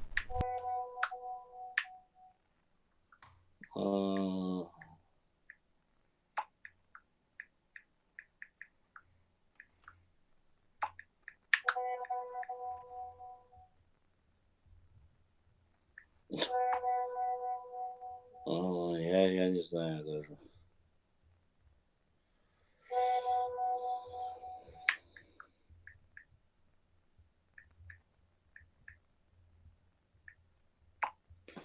Вот. И после этого непосредственно вот об этих двух нападениях, кроме как вот этих двух нападений, сопротивления или вот этого рассказа как раз-таки об Аюб-хане и все остальное. Дай свою ссылку, это, конечно, супер. Дай свою ссылку, то освободилась.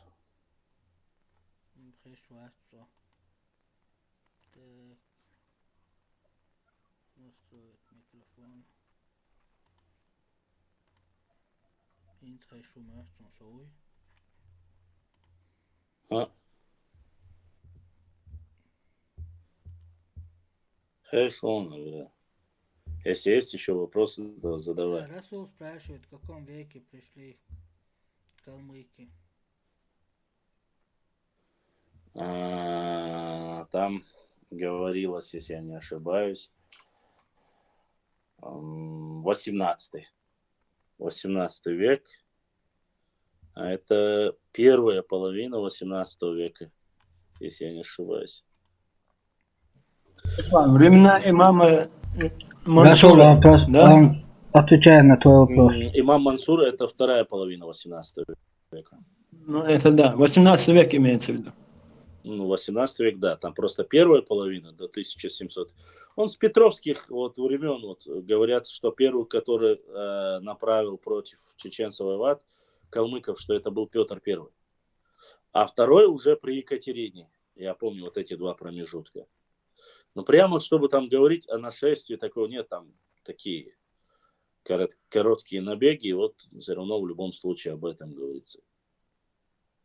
Ну, вот это Как любят иногда враги говорить, экспедиция. Враги не враги, Элит, но факт остается фактом. Что есть, то есть. Так, как это назывался? Башлам, разве калмыки не в 16 веке пришли на Кавказ? Нет, не в 16-м. Это неправда. Даже нагайцы появились в 14-15, как калмыки могли появиться раньше. Причем тут появление на Кавказе. Я конкретно говорю о сопротивлении, непосредственно направили против чеченцев. Когда появились калмыки, такого вопроса мне не задавали. И я, честно сказать, они сами по этому вопросу очень не сильно. Я думаю, они появились именно тогда, когда во время монгольского нашествия, с тех пор осели они на землях, там, где они находятся. Но нагайцы, по крайней мере, находятся с тех пор, не знаю.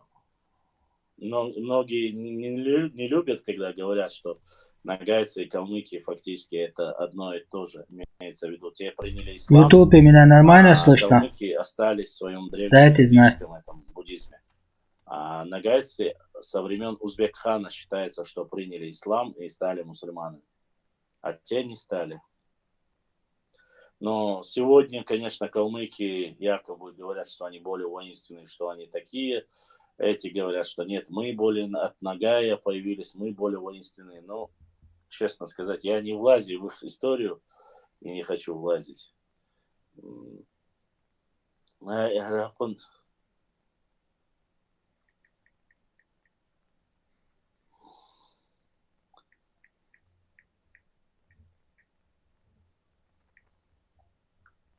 Да, Ибрахим, если так пойдет дело, конечно, Оша.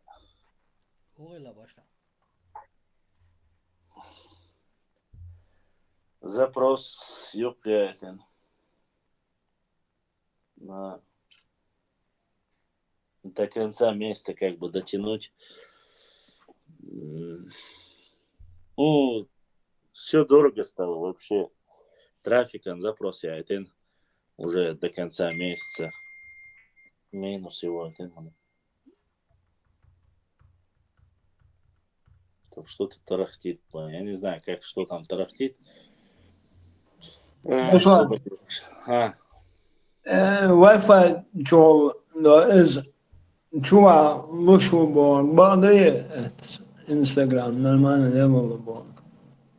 Чего? Через Wi-Fi Инстаграм есть же хаджия. Инстаграм я и так могу зайти, без всяких Wi-Fi, без всего-либо. Не имелось в виду Докберш, через другие программы.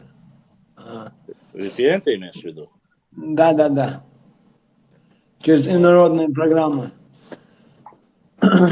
Так вот, через Wi-Fi все чувало, что оравало, что сономат. Нет, через Wi-Fi заходит без всяких проблем. Он заходит, выходит, и никаких проблем с этим нету. Я не знаю, я могу зайти, я и туда публиковал. Точнее, у меня как? Они у меня связаны, с Ибрахим Самабар. У меня связан ВК, Инстаграм, Фейсбук Вот они все связаны у меня.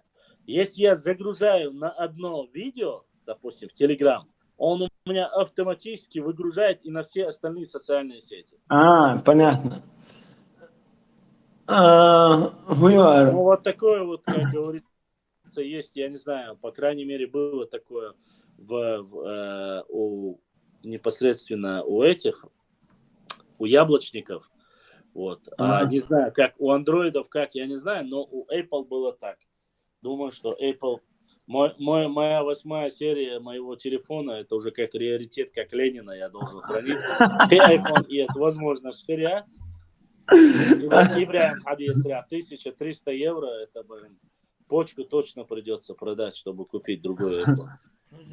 Смотри, проблема еще на Facebook я пошла. Ага. С ним у меня, да, проблемы. Не могу смотреть, кто хочет подписаться, там, дружить. Я это там, проблемы, шолцинс. А насчет Инстаграма у меня нет проблем. Не знаю, даже вот многие, которые говорят сейчас мне, у меня абсолютно проблем нет. Прошлый эфир, допустим, кто-то задонатил, отправил 100 рублей, и они мне дошли. То есть те, которые через YouTube даже отправили 100 рублей, дошли. Никаких проблем с этим не было. Многие говорят, что у них проблемы.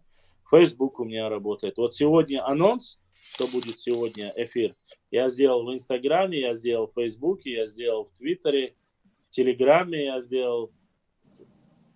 И ничего, везде есть. Просто сообщил, что ишмабы, нтحطمن شيش نخ Инстаграм чабал бешей. Реклама шесть.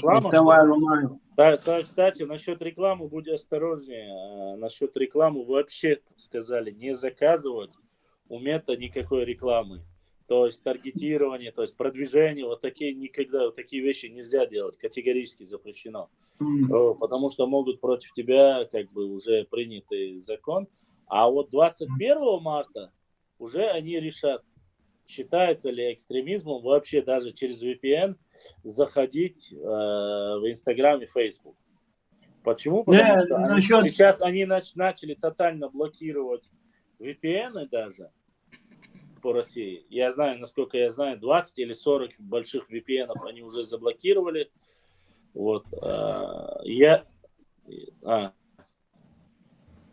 Ибрахим, хорошо. Саиду донатит на YouTube. Да, Саиду отсюда духва.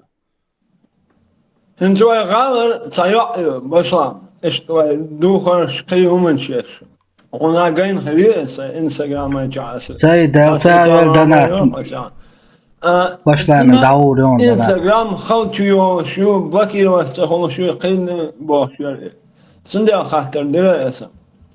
Да, даже я, насколько я понял, даже между собой нельзя делать рекламу.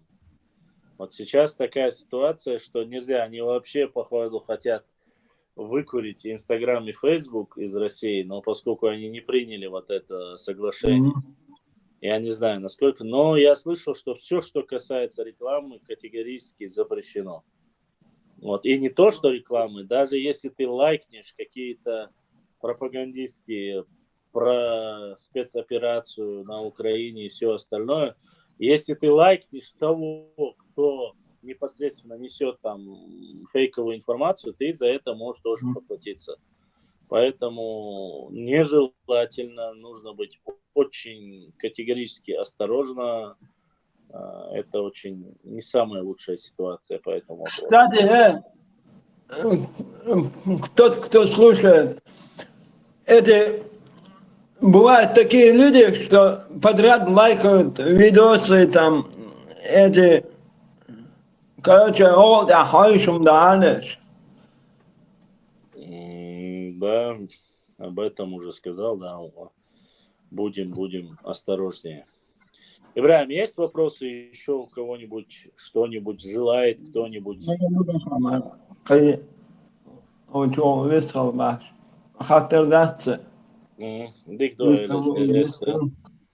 Хорошо. Так, финт حاجة رخصة دويدات вопрос. Просто если люди устали уже, как говорится,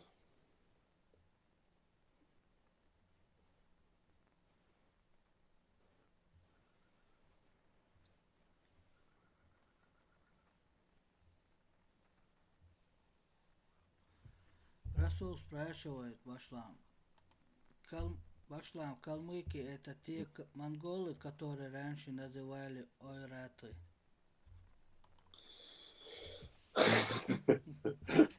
ну, честно скажу вам, я еще раз, Расул, я не знаю, то ли они себя айратами называют, то ли они джунгарами себя называют. Я не хочу влазить в их, потому что как раз этого мне не хватило, чтобы калмыки мне не говорили, нет, мы не такие, мы сякие, баардарот, но факт остается фактом, как их общество или от какого хана они пошли, я сказать не могу, но царь Албисин Бухуш. Это их потомки, это одно целое с ними. Это я точно знаю. Вот. Хотя они сегодня некоторые отрицают это дело.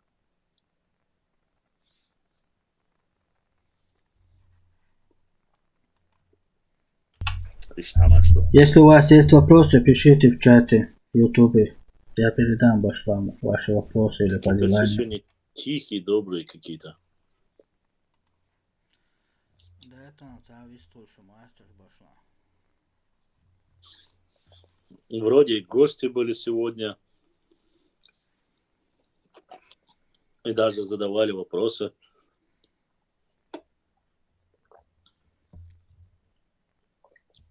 Сайд, который задонатил Аллах да Асаадуэл, будущник Эзершка Соуду летел изендер. Да, дух да, дуэл.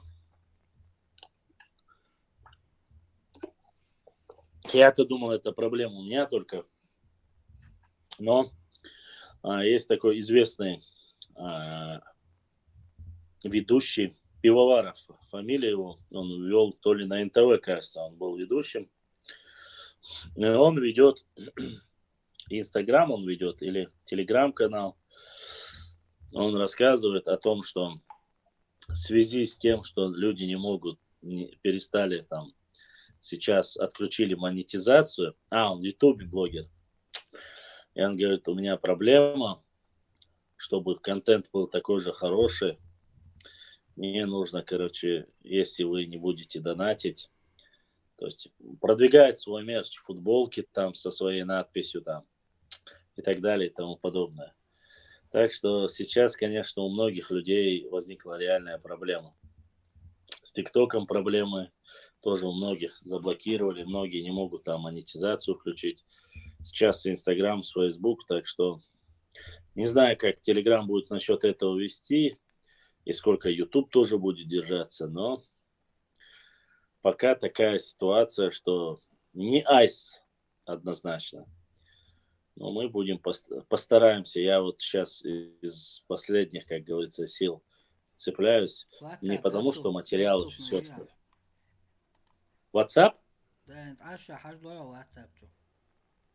Да, разлой. WhatsApp, как раз WhatsApp, что я зваш ашпацу, брат. Вот я и здесь отвечаю, и там отвечаю. И вот здесь, будь оно неладное, чтобы он 3 раза перевернулся, Веллингтон проиграл. Веллингтон проиграл.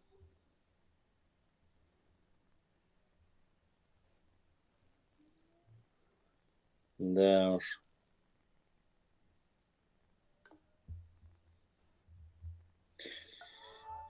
Ладно.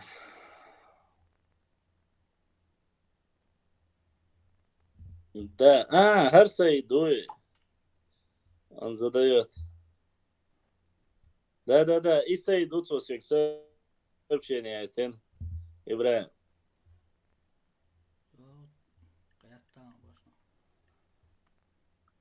И в общем, алхитна говоря, Хуик?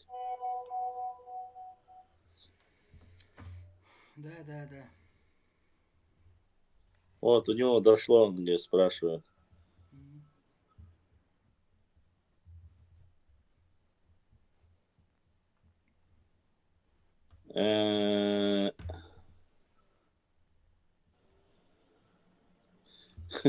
Многие не знают, как пользоваться телеграммом, говорят, непонятно, не слышно, не видно. Вроде бы все доступно, Майера. Это наш брат сайт, как раз тот сайт, который проживает в Европе. То есть он смог задонатить, несмотря на то, что он находится в Европе. ДРС сайт, да, духуахуа. Так что вот так вот. Дальше. Задавайте вопросики, Башлам Чимаев. Голосовые. Если у вас есть вопросы, пишите в YouTube чате. Устали вы, наверное? И Ибраим нормально поспит. Ибраим, ну тебе как само ощущение? Сегодня хоть чуть-чуть понравилось тебе или как? Да, нормально. 50 человек. YouTube там. Кучу, 13, 63 человека. Это уже хорошо. Но я просто-напросто, слушайте, если бы вы сказали вот об этом что-то или об этом, может, вы хотите, вот я не хочу всегда только, чтобы я говорил. Шунгу интересный, шунгу. Если хотите, мне-то и зачитать не проблема там. Здесь есть хорошая расшифровка слова Кавказ, и как про Дзурзуков тоже мы расшифровали. Вот. Поэтому я, как говорится, делаю то, что вам нравится, чтобы вы хотели бы узнать больше об истории. У нас есть разные, у нас есть выходцы из Шем Ари книга, есть Ермолов, есть Бламберг есть, да чего только нету. Я и хотел сегодня, вот я зачитал одну версию, завтра мы можем посмотреть с вами чеченское или оружие, или Истан, или, я не знаю, про башни. Вы вот давайте сегодня немножко про башни, или сегодня про чеченское оружие, или там, я не знаю, про наши тейпы, хильчаны, мы это уже немножко как бы будем продвигать, если, конечно, вам интересно. А также у нас есть там материалы про этот Дауд Мартан, я еще никак не доходит до меня. Ибраиму тоже вроде бы обещал, сказал, но да, Изавы опубликовать. И решен, я не забыл, это материал кумыкского князя, который находился в Дауд Мартане, нынешний Ачхой Мартан.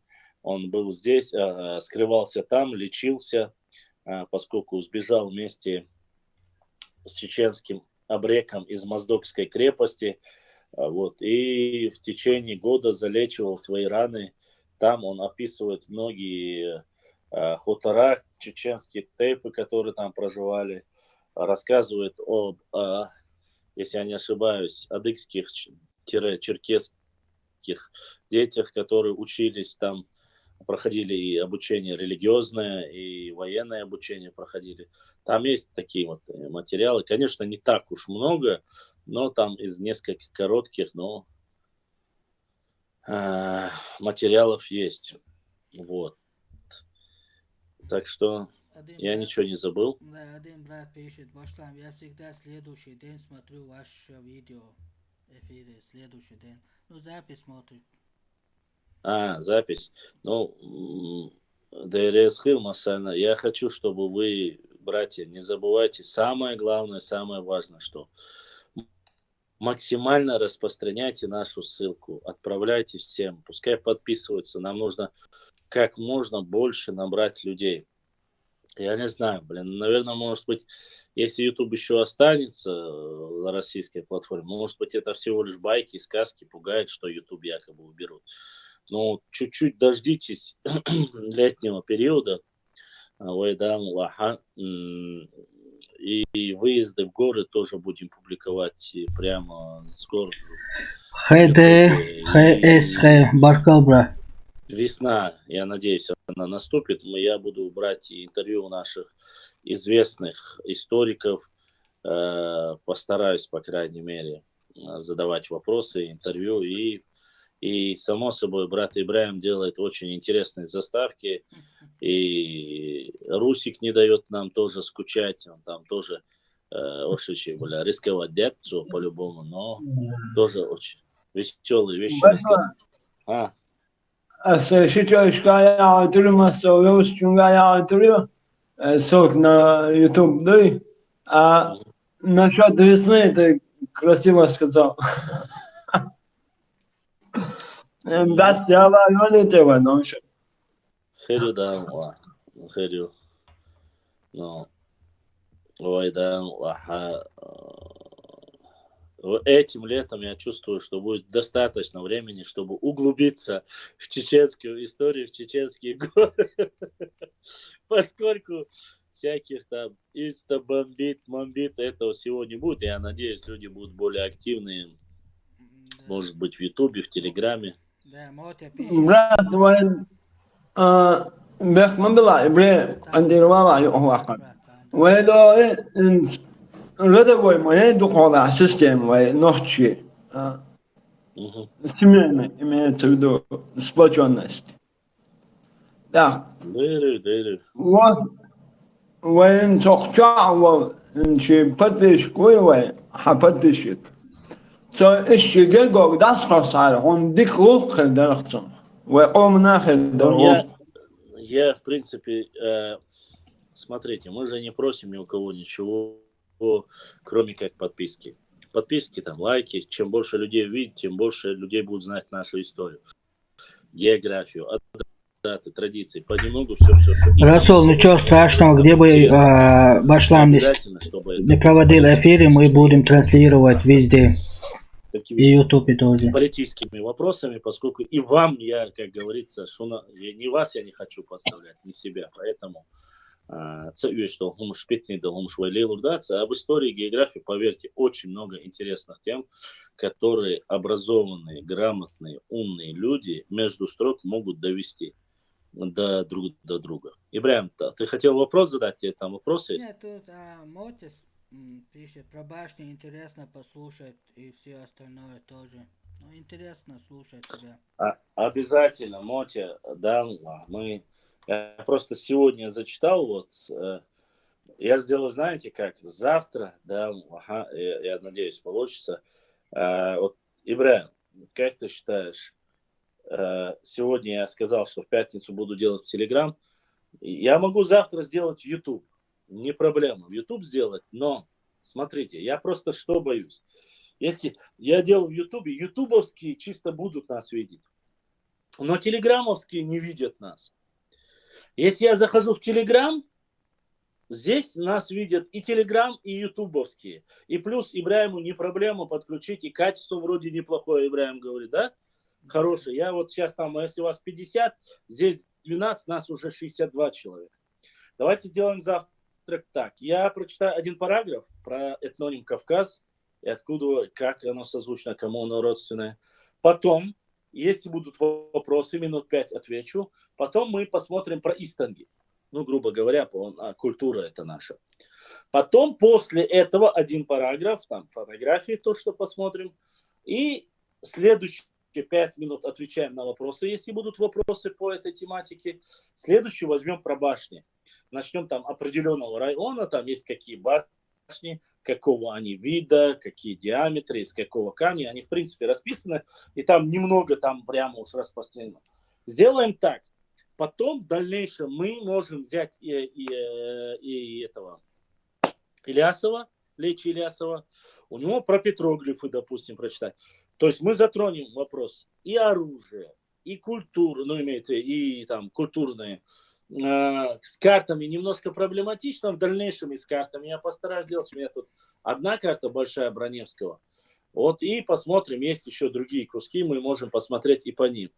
То есть, смотрите, оружие, истанги, башни, география, что я пропустил еще? И само непосредственно и история. Все эти 5 направлений по чуть-чуть за эфир будем выдавать. И плюс, если желающие есть, как сегодня зашел вот этот парень с Ингушетии, который зашел поговорить, объясниться, там, пообщаться, без разницы, будь он с Ингушетии, будь он там, не знаю, с Дагестана, с Адыгеи, нам разницы нету.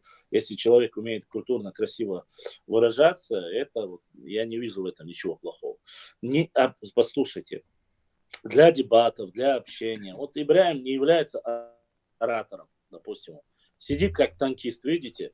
Такой же лысый, как и я, но красивыми кепками прикрывает свою лысину. Сидит в наушниках, правда, ему сейчас тоже припишут.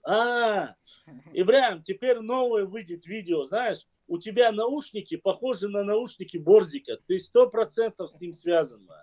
У вас одинаковые наушники. Вот, как бы это ни звучало бы тупо, но люди, вот некоторые люди, несмотря на это, вот как говорится, вот. Вы смотрите, в Телеграме учитесь, заходите. Вот здесь есть микрофон красный. Нажимаете, отправить. Я принимаю. После этого просто кнопку нажимаете, говорите. И нажимать же нужно, правильно, микрофон, чтобы говорить? Да.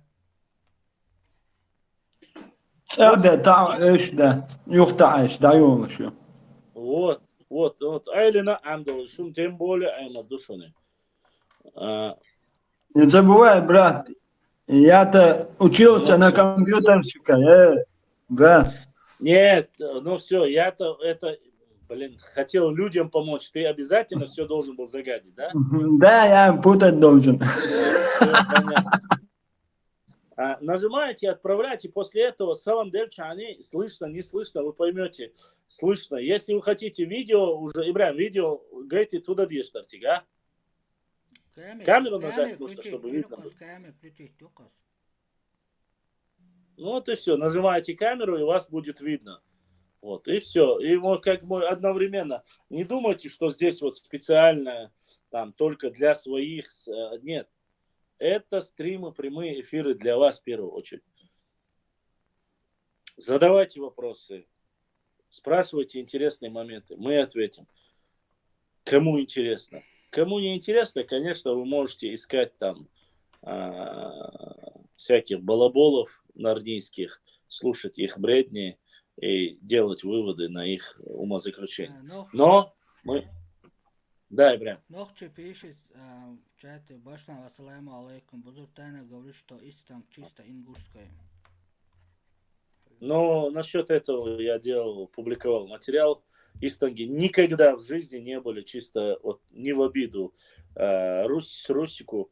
Русик, наверное, не знает, но в основном войлочные истанги делались больше даже делались кумыками, нежели чем ингушами. Вот есть такое официальное исторические данные. В основном истанги делали юго-восточные ногчи, и этот материал оттуда. Скорпион, хохайшон. Если что. Валикум салам ирину. Мало ли, если это сахазятся. Он сейчас написано слушает. Вот. Поэтому не знаю, что там Русик говорил, но есть доказательства, кстати, расписано. Все, так что я запубликовал, у нас и в Инстаграм тоже есть. Я думаю, что здесь все, что я публиковал в Инстаграм, есть в публикациях и в Телеграм. Все. Вы просто можете пролистать вниз. Сейчас я подключил и комментарии, чтобы вы можете комментировать. Единственное, там говорят, еще лайки можно как-то подключить. Я не знаю, как лайки нужно включить. Лайки и вот эти огоньки. Лайк подключите, лобах тоже на посты, чтобы можно было поставить лайки. Я не знаю, тоже оказывается здесь по отдельности. Я думал, что комментарии при подключении комментариев, что они автоматически подключаются. Но, видать, их нет. Их нужно отдельно тоже подключать. Я постараюсь узнать, как узнаю, уже тоже их подключу. Как бы чат есть у нас на Башлам 39 чат. Вот через него я подключил комментарии. А вот если кто-то подскажет, как подключить вот эти сердечки, огонечки, вот эти лайки, как их тоже включим, да. штук. Так что, Нохчу, можешь передать Русику, пускай барабан на шею и вперед. Навстречу Назрановской электричке по железным путям. Чушь он несет, как всегда, свои бредни и сказки.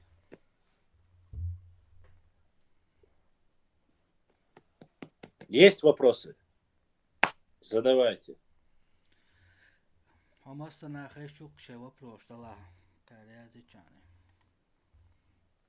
Где наши братья адыги? Куда они делались? Они вроде активны были. Руслан Битоков, Заур тоже пропал. Что с ними? Что-то случилось. Надеюсь, они живы, здоровы, все у них нормально.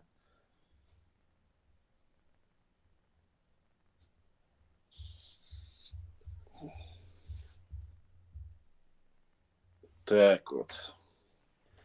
Что у нас? А?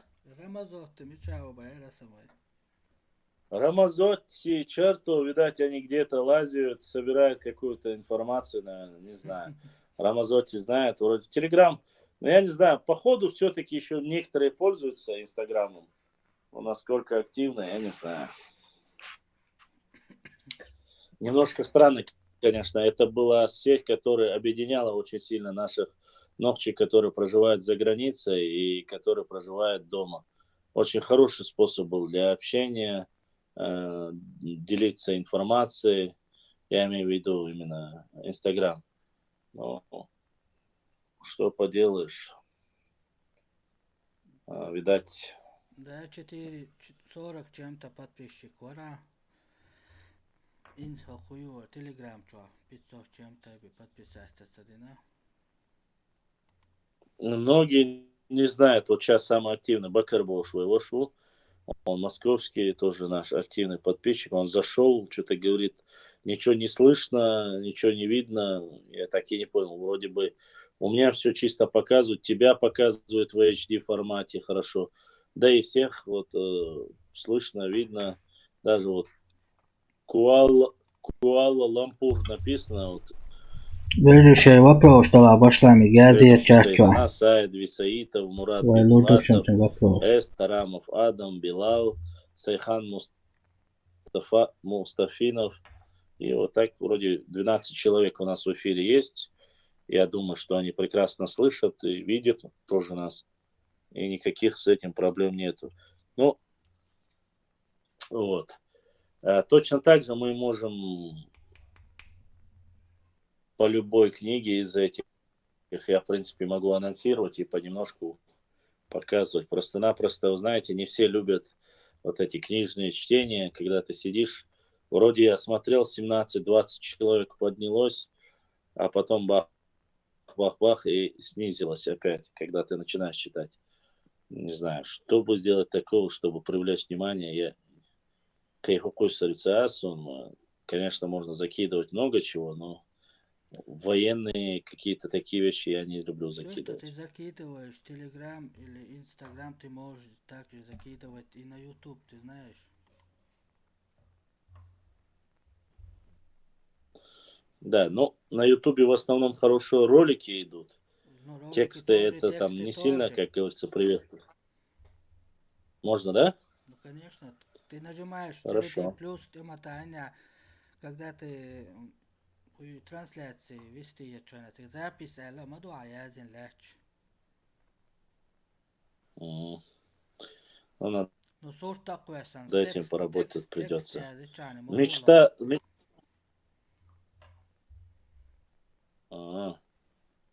А точно так же можно, в принципе, взять, скопировать и вставить тоже, да? Конечно. Угу. Хорошо тогда. Хорошо тогда. Я что хотел сказать, что самое важное, что у нас есть, у нас сейчас на подходе хороший материал, я уже больше ждать не буду, имеется в виду, мы не будем ждать. Кто хочет, посмотрит через YouTube, посмотрит через Telegram. Я в надежде, что люди немножко подтянутся, ждал.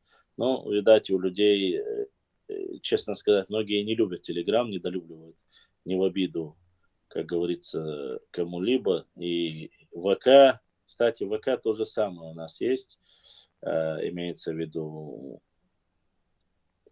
точно так же проводится ВК, записывается, фиксируется. Но ВК мой вел помощник более молодой, сейчас я у него тоже взял его, чтобы сам публиковать он. Что он делает? Да, Мега жду. ВК, Facebook, Юра, Саш, сперва, потом там подписчиков у меня страницы не было, потом соцсети, трансляция, Юрка. Хорошо. Хорошо, Ибраим, хорошо. Бигду Вижри, давайте тогда на сегодня мы на этом закончим. Всем вам огромная благодарность. Не забывайте писать. Я в Ютубе отвечаю на ваши вопросы, комментарии. Может, Ибраим заметил, нет, не знаю. Как приходит сообщение на Ютубе, я сразу отвечаю. Я вообще там отвечаю. Больше, лучше ты отвечай там, я ничего не буду писать там. Хорошо. Если у вас какие-то интересные... В Ютубе все ваши комментарии будут отвечать только Башлам, обсудить чтобы вы знали. Тематику или программу, которую вы хотите обсудить в Ютубе, в Телеграме, вы дайте знать, мы, иншаллах, это будем обсуждать. На сегодня всем огромное спасибо, я рад был всех вас видеть. Мы сделаем анонс, во сколько и когда будет на Ютубе или на Телеграме. Всем масар надерес хилда дукда дуэл. Ассаламу алейкум ва рахматуллахи ва баракатуху. Адекюэль масера бюстег алейкум.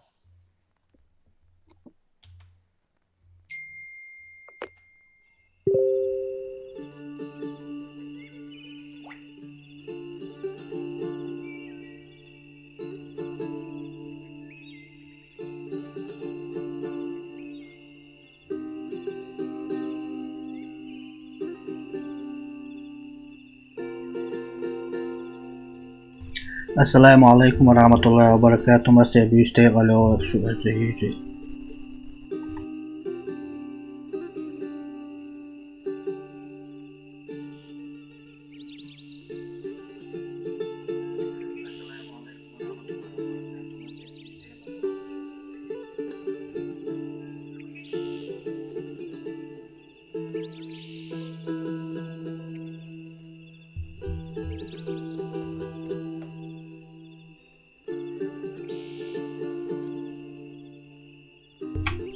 Aşağıya şu komentarya şeyle başlayalım. Guşuşun tu atacak doşun şu YouTube çaması olmalı.